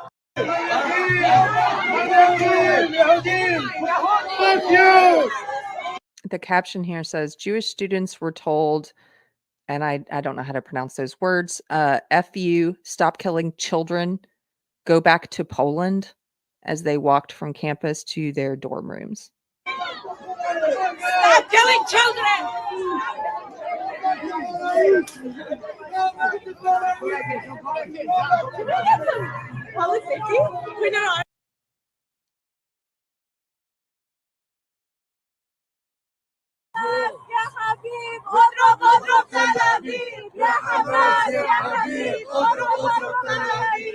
So what they're chanting here, supposedly, according to this person who transcribed it, translates to, "Oh Hamas, oh loved one, hit and strike Tel Aviv."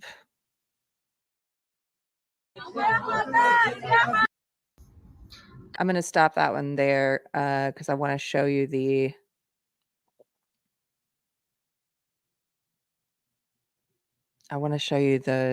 professor.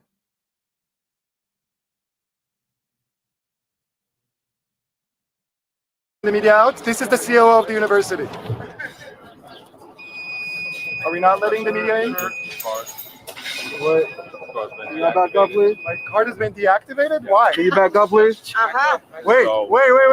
Everybody, my card has been deactivated. This is Cass Holloway, the COO. This is Gerald Lewis. They were in the meeting where I asked them if Hamas is a terror organization, and they couldn't say that it is a terrorist organization. Why? I'm a professor. Why can't I? Shai, No, speak out loud so the media Shai, hears you. we are willing to take you to the math lawn. No, I am a professor here. Alumnus. We have a Wait, everybody quiet. I am a professor here. I have every right to be everywhere on campus. You cannot let people that support Hamas on campus and me, a professor, not go on campus. Let me in now. Let us in. No. I'm going to stop it right there. There's more of him repeating the same thing, trying to shout so the rest of the crowd can hear that he's a professor who's not being allowed in. And again, this goes back to that question, where are the adults? If your campus has become so unsafe, now that word gets thrown around a lot by leftists and completely misused. So it's one of those words like racism or anti-Semitism that we don't know if we should trust it when we hear it because they misuse it all the time. In this case, I don't know how unsafe it actually is for them. I don't know. But let's assume for a second it is. If it has become that unsafe that they have to deactivate the key cards of Jewish professors and tell them they can't come on campus right now, this reminds me of Brett Weinstein at Evergreen, right? When you had these woke students patrolling the campus with baseball bats and two professors, Brett Weinstein, they were told not to come to campus for their own safety. Where are the adults? Arrest these people. If there are people making it unsafe, arrest them. I agree with that student we saw in the previous news report, the Jewish student who said he's going to go to class anyway. That's what I would do. I wouldn't sit in my room and cower. I wouldn't let these people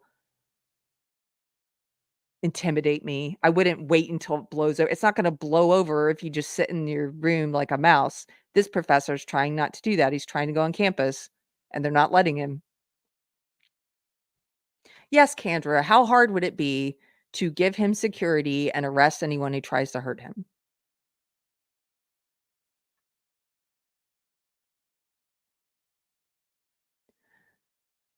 I showed that one.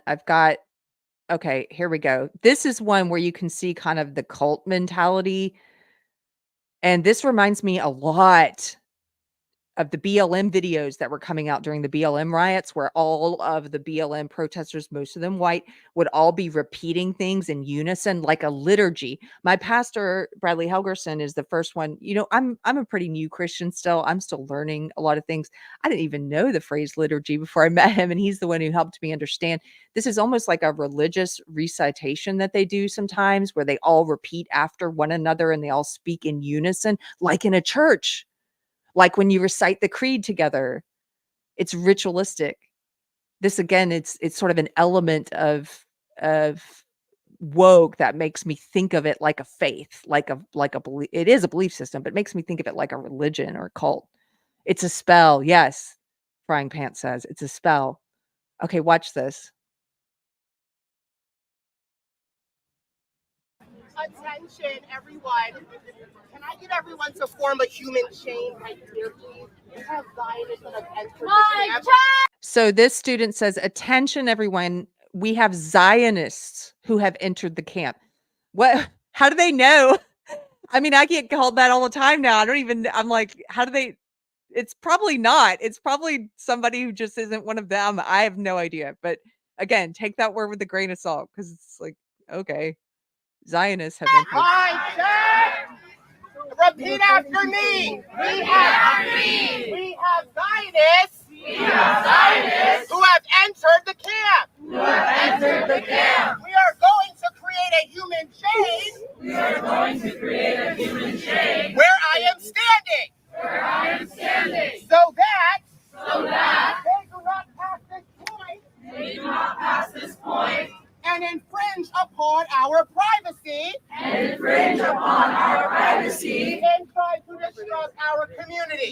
try to disrupt our community. Please join me in this chain.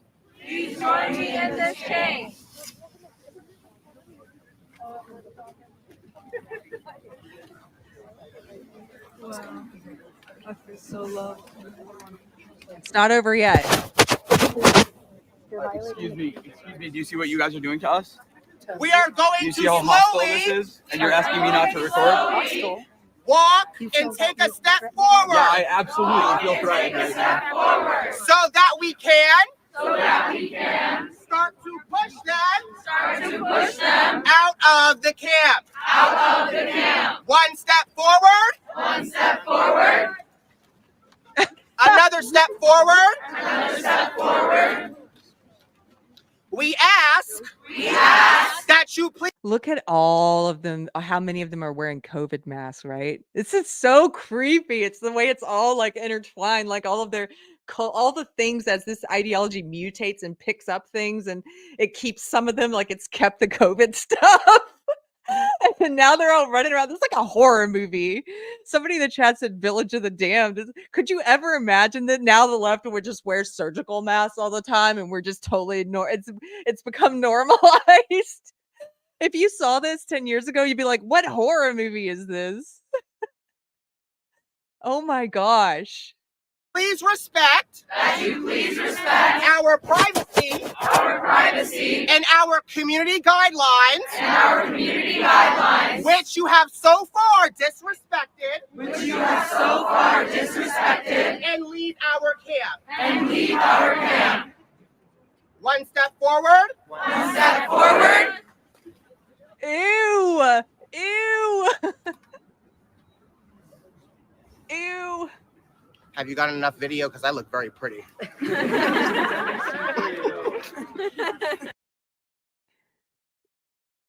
Ew. Okay. I just had to show you that one because that's the cult one, man. That's the cult one. Automaton people, says KV. Yes. Yes. Community guidelines, JV says. It's like Twitter in real life. Yes. These are our community guidelines. How does Josh Slocum on Disaffected say? Community? This is our community guidelines. Edward R. Murrow quote here from Dion. Dion, the queen of quotes, is with us. I always appreciate when you hear Dion. A nation of sheep will beget a government of wolves. Edward R. Murrow. Yes. Sheep will. It's like I saw this great Bill Maher clip that was going around. Maybe I'll show it to you on Friday.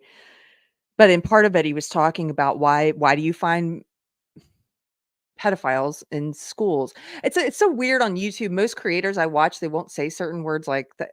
A lot of words I've said during this podcast because it gets shadow banned and your video won't get seen. But I can't find myself substituting other words for these words because you're saying the same thing anyway. And I'm trying to get better at doing it. But I'm like, why should I not be able to? It's sort of weird, right? Like you can't say certain words, meaning you can't talk about it and criticize it because you can't say the word itself because your video gets pushed down and it hurts your algorithm. But I don't know. I find it weird. They're turning us into these children who are saying these other words instead. And sometimes I can keep with it, but other times not. So pedophiles. why do you find them in places like Nickelodeon or Disney, children's entertainment? Why do you find them in schools? Why do you find them in churches? Because the kids are there, he was saying. Just like, why do you find bank robbers in banks? Because the money is there. Like, and there's something about, oh no, I'm losing my track of thought because I went off on this. Wolves and sheep, your comment. Yes. So why do you find these wolves? Why do you find sociopaths and psychopaths and con artists and grifters? Why do you find those kind of people in these movements that are supposed to be about the betterment, supposedly about the betterment of society and about helping oppressed people? And why do you find those kind of people there? Because that's where all the sheep are. It's also why you find con artists and grifters in the church. Because that's where a lot of good intentioned people are that you can manipulate, you can speak their beliefs back to them, and you can control them and use them for your own fame, power, wealth.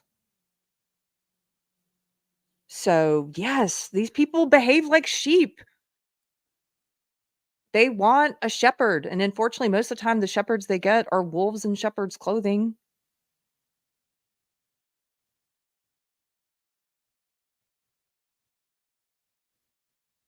Adam Coleman! Haven't seen you in a long time, dude. Good to see you. Adam Coleman for $5 says, "It's been a while since I paid my dues. Just wanted to say hello and God bless." God bless you, sir. We should talk again soon. I see you've been up to so much, and so many life milestones and stepping stones and just that ladder of life success. You're doing it. I see it, and it's encouraging. Good to see you. Okay.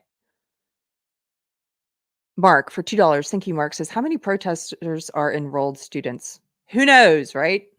I'm sure a lot of them are. I was one of these kind of students out there protesting all the time, but I'm sure there's a lot of community people who are just showing up too. KB for $2. Thank you for the super chat. Says, thanks, Keri. You really helped me to understand it. I hope so. I hope my rambling, I'm able, you're helping me to articulate things better. And in my real life conversations, hopefully, if I only have a few minutes with a person and we're talking about something, they bring up something and you're helping me to distill my arguments better or to help my explanations in a better, faster. So I appreciate you. Randy Wallen for $5. Repeat after me. I am an individual. Yes, can we get those students? If I was on the bullhorn and they're all, repeat after me. Repeat after me. I am an individual. I am an individual. That's a comedy sketch. That's right up my alley. I love it. Thank you. Randy, I should say, is someone I met through. I've met so many wonderful people online. That's why I can never go offline full time. It helps to step away from the negativity, but I've made so many friendships through just saying what I think online and meeting other people. And Randy I met online. He's one of my church brethren now. He happens to live near me, and we're going to see Jordan Peterson. My husband and we're going to go see Jordan Peterson and Konstantin Kisin tomorrow night in Austin. I think there's still a few tickets available if you're in Austin. Thanks to Randy. So thank you. And thank you for the laugh. So funny. Elsa Barrett for 10 Canadian buckaroos says, I have to go, Keri. Bye. Bye. I can't remember what it was, Elsa, but if you're still here, you said something funny earlier in the chat and made me laugh. You guys are really very funny. I might be biased, but I think you're one of the funniest chats of all the shows I watch. Fealty. Hey, Fealty. Good to see you, man. He says, haha, I am an individual. How funny, Randy. Okay. What should we round it out with? I mean, there's a couple more interviews with students, just kind of, oh, you know what? Here's what we're going to do. So one of our representatives, Ilhan Omar's daughter, was just arrested protesting at, I think it was a neighboring college, and then was at the Columbia protests as well. Yes, the Peacock Strikes Back in the chat says Ilhan Omar's activist daughter arrested, cries, "I'm homeless and starving," after her school kicked her out. And to be clear, her school suspended her. As far as I know, they didn't expel her. I think these should be expulsions. So here, let's just put that. I've got that one pulled up already by chance. She is doing the news circuit now and claiming to be homeless. Go stay with your mom. Is your mom a famous politician? She's claiming to be homeless and starving, which that just makes me laugh. There's an inside joke that my husband and I have with one of his friends who I forget where his, oh man, it's a friend I've only met once, but how when he was younger, like his friend who's I forget which country he's from. Anyway, he would say Americans say things, they use hyperbole and things that in English that aren't real. Like they'll say, "I'm starving." And so we have this inside joke because once when they were younger, Anthony said to him, like, "I'm starving, like, let's go eat." And he said, "Dude, you're not starving. Don't say you're starving. You're not starving." Like he's take the word literally. And we do that all the time now. If it's cold, I'm like, "I'm freezing." And he's like, "Dude, you're not freezing." Don't say you're freezing. So yeah, so Ilhan Omar's daughter is saying, "I'm starving." Dude, you're not starving. Don't say that. Okay.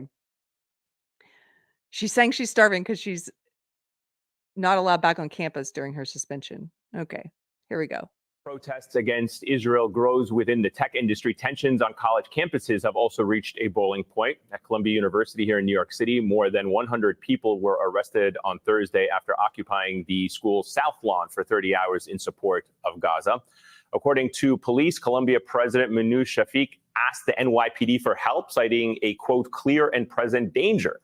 But when asked to characterize the protest, the Columbia Spectator reports that Police Chief John Schell said the supposed clear and present danger was identified by Columbia University, not actually by the NYPD, and that the NYPD reported no violence or injuries associated with the Gaza Solidarity encampment. Among those arrested was Isra Hersey, daughter of Minnesota Congresswoman Ilhan Omar. She had been suspended from neighboring Barnard College and was protesting at Columbia.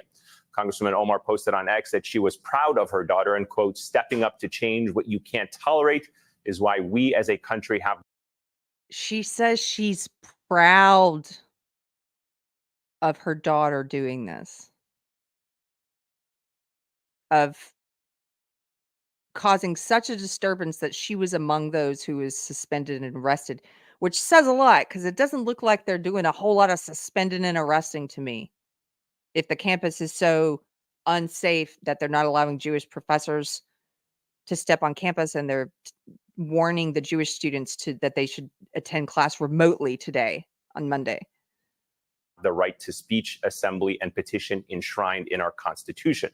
Isra Hersey is here with me now. Also joining the conversation, Maria Manuen, a fourth-year Columbia student who helped organize. Look at the scarves.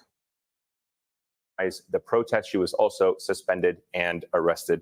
It's good to have both of you with us. I know, obviously, a very difficult time for you and for a lot of people on the campus. But let me just start with how you see yourself being treated over the past couple of days. Just kind of walk us through, if you can, what you have been told, why you have been suspended, and your reaction to it. SNL, if they were still the SNL of old, and they still had a good sense of humor, like a wicked satirical sense of humor with across political lines with no biases, they should totally satirize this with these two very elite college students, the 1% of the 1%, sitting here talking about how they feel homeless and starved because they were suspended.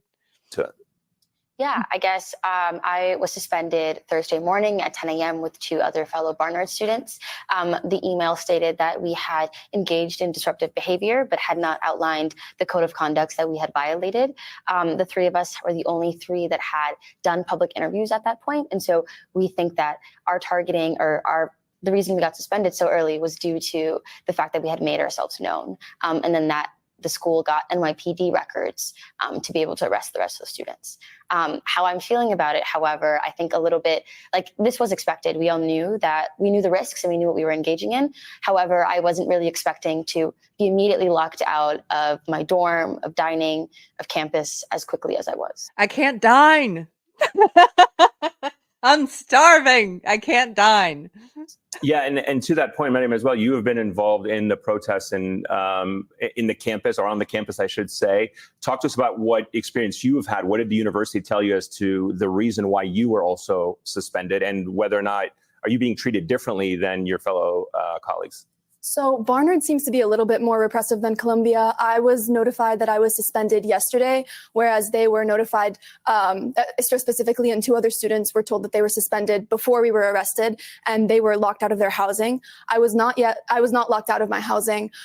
However, ironically, we were arrested on the grounds of trespass, meaning that we would have had to have been suspended in order to be trespassing onto our own campus. But then the suspension letter said, you are suspended for violation of law because you were arrested for trespassing. So it doesn't really even make sense in the first place. And it feels like it's part of a repressive campaign against pro-Palestine advocacy that has been ongoing for months now.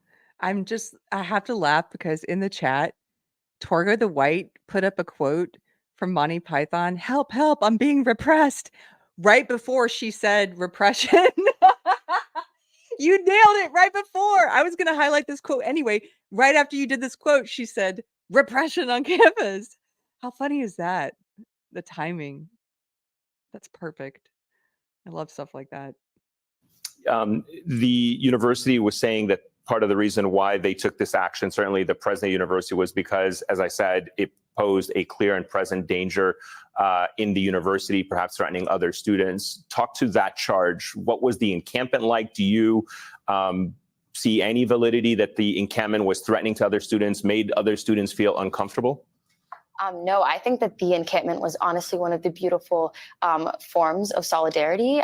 We would be singing songs. We had meals together. People prayed together. We did see some of those song lyrics. I'm not saying this is what she was singing. I have no idea. And I'm sure there were other songs, more innocuous songs. But we did hear some of those song lyrics that were pretty egregious. So again, I think this is ripe for satire. We were just singing songs. Intifada from this, like that's what we saw. There is only one solution. That's what they were singing. held Shabbat yesterday, and it's really just been a very community-centered space. And also because of the fact that it is outside, it hadn't disrupted any classes, and had really been a very isolated kind of moment where the zone in which we were actually protesting in is the demonstration zone that we are allowed to technically be able to protest in. And so the school had already placed this spot to be a place that is meant for these kind of actions, and therefore shouldn't have be seen as disruptive. And to that point, Maryam, Columbia University has a long history of college protests. Did you see yourself a continuation of that long history of protests, or do you see yourself as being a different form of protest, that one that broke from tradition, or does it continue tradition? We situate ourselves in a long legacy of activism, specifically on Columbia's campus. In fact, in 1968, I believe over 700 Columbia students were arrested when protesting the Vietnam War. And so when we set up this encampment, we also set up a sign that said "Liberated Zone," which was a reference to previous protests. I remember the first day we held a teach-in with a professor about the history of the anti-apartheid movement on campus when South African apartheid was going on, and that's exactly what we were trying to do now when protesting our funding of Israeli apartheid and genocide in Gaza. So I guess if you had to tell viewers what is your demand, what is your set of demands, if you have any, as to why you are engaged in this protest on this campus, what would they be? Yeah, our three demands are asking Columbia University to divest from all companies that are complicit in genocide and actually have a hand in genocide, as well as transparency of Columbia's investments. These are not public information, as well as amnesty for all students that are actively being repressed and that were also suspended due to these pro-Palestinian protests. And is there a way to have done it beyond the encampment? Could you have done, if you were trying to get this information from the investors or the college board, could you not have done it in any other way? Why a protest in this form? it feels like a peaceful escalation was the only way to make our voices heard because the school was ignoring us at every turn. We tried peaceful protests and then they changed their policies and retroactively, they suspended Students for Justice in Palestine and Jewish Voice for Peace for peacefully protesting completely illegitimately. We filed a lawsuit for that. We have tried referendums. They have pushed back on the referendums. So it really feels like a peaceful escalation was the only way. Do you feel it's because of the nature of these protests and what they're supporting? Do other student groups have this kind of target on their back, or do you feel that you are being targeted because of the fact? Do you know what would be an interesting question for this interviewer to ask? And we're not going to see. And I would like to see is to ask them, have you witnessed any Jewish hatred or anti-Semitism at these protests or among the people who are protesting with you? If they answer no, they're lying. If they answer yes, it tells me they're honest at least. And then I would like to ask, what do you gauge? What percentage of that? What percentage of that exists among this community that just says they're simply here to protest Israel's actions, the government's actions, the war in Palestine, in Gaza? What percentage of that also shares these views and is doing these chants about killing Jewish people and saying we are all Hamas? What percentage support Hamas, the terrorist organization? I would like to know what they think because they're there. They're there right in the midst of it. And if they are honest and they say yes, they've witnessed it, I'd like to ask them, do they think it's a big part or not? Do they condemn it or not? That's really that's one of the most interesting questions. All this other stuff, whatever. But he's not going to ask that of them. I wish I could see something like that. So here's an article just quickly before we have to go. Here's an article about her, Ilhan Omar's daughter. This is from the Daily Mail. Representative Ilhan Omar's daughter, Isra Hirsi, 21, says she is now homeless and starving after and on a media tour coming to you live. Homeless and starving Isra Hirsi on a media tour after being suspended from college over anti-Israel protests at Columbia University, which saw her zip-tied for 7 hours. If you scroll on down here, you can see she was part of a days-long protest. She and two of her Barnard College classmates, the college is a sister school with Columbia, are among the more than 100 protesters that have been arrested. And then she was suspended. She has now revealed that she has been evicted from campus housing and banned from the dining hall, leaving her without shelter and food. They mentioned that in the interview we just watched too. Banned, I didn't realize I would be kicked out of the dining hall. It's left her without shelter and food. Go home to your mom or have her put you up in a hotel. I'm sure she has. It's not like you don't have means. Quit pretending I'm an unhoused person now. Like, what? Quote, I was a little bit frantic, like, where am I going to sleep? Where am I going to go? And all of my shit is thrown in a random lot. It's pretty horrible, she told Teen Vogue. She told Teen Vogue.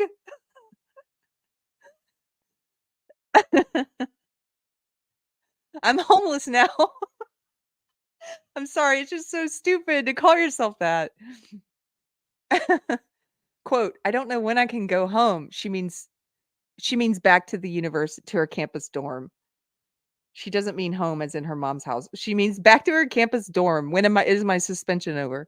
I don't know when I can go home, and I don't know if I'll ever be able to. She said the administration at Barnard College has hung her out to dry when it comes to being able to get food. Quote, I sent them an email like, hey, I rely on campus for my meals.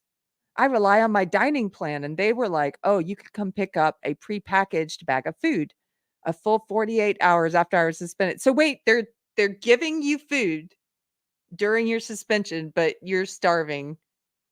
You don't have any means of getting food. Quote, there was no food support, no nothing. Ah.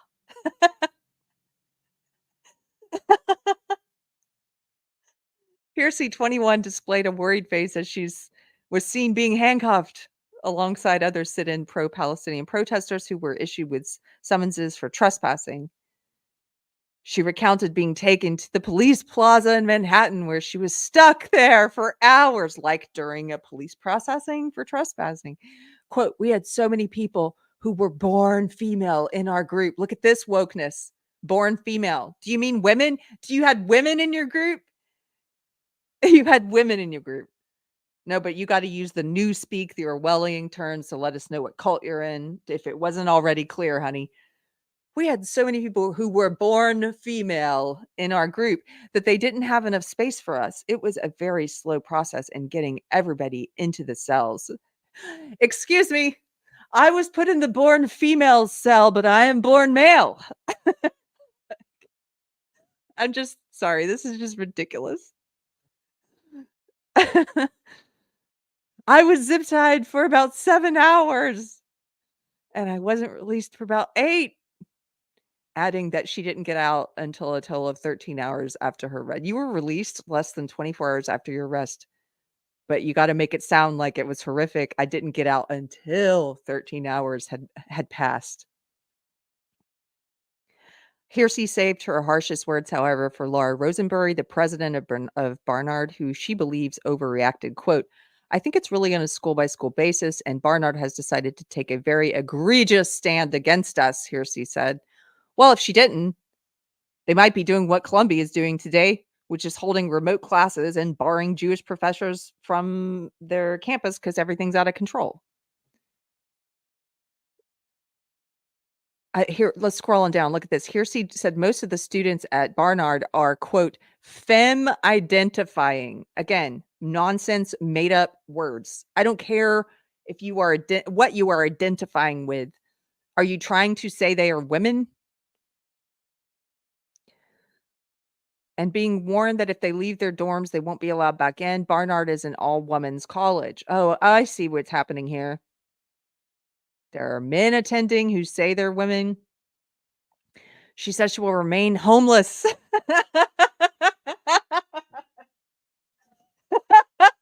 No, this girl is not homeless. She says she will remain homeless at least until she's given a hearing date.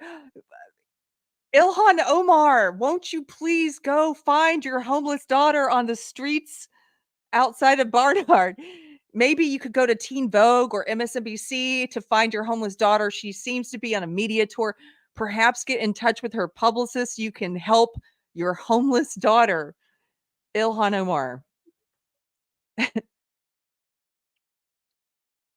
What she hopes is the focus will be taken away from college campuses and returned to the plight of the people in Gaza. I'm sure that's what you hope. I'm sure. Whom she says Columbia have, quote, complicity in genocide. There's some more photos and videos of the protest. Up with liberation. We are all Palestinians. No, I'm pretty sure you're going to a $90,000 a year college and you're an American and you live a very sheltered life. Okay. I'm probably going to wrap this up now. I've gone a little long. I just couldn't help it. There were even more videos I had queued up, but I thank you guys for walking through this with me. Thank you to Skillet, $10 super chat, who says, "Hi, I just got home. No idea what you're talking about today. Finally get to catch at least some of your live show. I'm sure this is great as always, and keep up the great work. Thank you so much for supporting Deprogrammed. Today was a lot. Today was a lot. It's good to watch it together and see all the craziness together. Emperor's New Mexico. It's scary that they don't identify as a resident of the country they live in, right?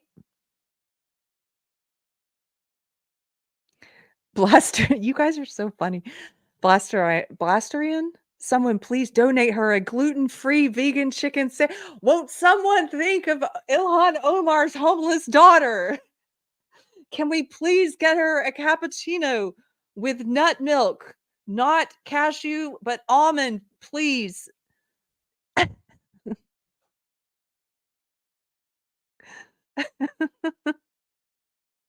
It's what Where is her mom? Somebody asked. Carol asked. Her mom, Ilhan Omar, is giving interviews saying she's proud of her homeless daughter. She will remain homeless until the people of Gaza. This is just so much narcissism and phony victimhood. Yeah, okay. It was kind of funny to end on that. I guess we had a bit of levity at the end there with a heavy topic. I am very concerned, but I think this is more of the same. As I said, this is an escalation. This is more of the same. It's just now it's directed at Jewish people, but this is the leftists doing what the leftists do, focusing on identity groups. Again, I want to clarify, nothing in this video was about the policy or the war, about Israel as a nation, the state. This was about what seems to be increasing anti-Semitic sentiment.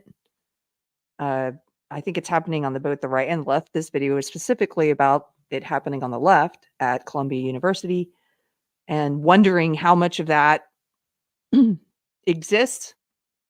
And it's hard to tell because if you try and talk about it, they hide behind, no, it's the bot and Mealy, right? They just say, oh, but this is just anti-war opposition. Okay. Yes, that's happening too. I want to know how much of it also contains these chants and stuff we heard and this, we are all Hamas support and stuff like that. I don't, it's hard to tell. And apparently we're not allowed, if you talk about it, you get called all kinds of names and accused of supporting things you don't know enough about, that you have not supported, that you don't have an opinion on, or you haven't expressed your beginnings of your opinions on. It's kind of crazy. Filthy thoughts. I was going to head over to the protest to join in, but now I know they don't have free food, so I'll pass. Well, they do. They're giving you bags of food. They're giving out bags of food. If you get suspended, you still get the food. Therese, I saw you, Therese. Fun to laugh at these fools, Keri. Have a great week, chat. You guys have an excellent week. And here, just a reminder, if you are in town, so here's the address. This Friday, the 26th, I'm going to be doing a Deprogrammed meetup. I'll post about it in the community page today, so everybody has the info. If you're in Austin for Mindfest, which is happening on Saturday, and you want to come to the Deprogrammed meetup, we're meeting at Rudy's Barbecue. It's great. It's not going to be too expensive. It's not like the fancy expensive ones. It's just a cool barbecue chain, and they'll have lots of space. So we're meeting there at 6 o'clock on Friday. This is the one at 3914 North Lamar Boulevard. And my husband's he has a rare Friday night off, so he's going to be there too. Saturday is Mindfest at the Vulcan. You can still get tickets at minds.com. There's a whole crazy lineup of people. We're going to have panels on conspiracy theories, communism, the election, all election interference, potentially, all kinds of things you're not supposed to talk about. There's going to be people of all different beliefs there. Jimmy Dore, Destiny, Lauren Chen, Alex Stein, Luke Radowski and Crossland, Libby Emmons. And there's a live podcast taping. The Drinking Bros podcast is happening. And everything starts at 5 o'clock on Saturday at the Vulcan. I'll be moderating some panels. I hope to see you there. And then on Sunday, if you're still around, Sunday, what day is that? The 28th. Sunday the 28th in Georgetown, which is just half an hour north of Austin, is the Red Poppy Fest. And my husband's band, Anthony Garcia, and his band Los Diablos Tejanos, they're going to be playing the main stage at Poppy Fest at 2 o'clock on Sunday. So I hope to see you. There's 3 different things I might see you at this weekend if you're here. I want to show you guys one other fun thing. This is the end of the show. You can leave now if you need to go. I want to show you this. I found this cool. So I was in a vintage shop a month or 2 ago, and I saw this vintage on-air sign from a radio station or something in New York. It was really expensive. There's no way I would ever buy that. I would buy it if it weren't expensive. It was just very expensive. But my husband really liked it. He saw the picture before he knew how much it cost, and he said, ooh, I would love that. And so I found him one online a handmade one that's a reproduction, of course, and it lights up. Look at this. It says on air, and it's a guy in Texas who makes these. And I bought it for when he does his live streams. He's going to be doing more music live streams from his studio in the next room. And I just told him, why don't we use it today so we can see what it looks like? It looks pretty good, doesn't it? I think it'll look great with him playing guitar or something in front of it, or he's going to be doing some interviews about music. He's got an interview. He's currently editing right now with a friend of the Big Boppers. That's going to be fun. So Russ Williams, very nice. It looks Art Deco. I think that's what you would call that time period. Yes, very Art Deco. But yes, it's a reproduction. I cannot afford the original. But you can find people who make all kinds of stuff like that on Etsy. So just a fun little thing. I hope you guys have a great rest of your day. I believe I'm going to be on Toxic Femme tonight on Midnight's Edge, and I'll see you there. And see you later this week, Wednesday, 8 o'clock Central. We're doing pop culture. Take care, guys. Bye-bye.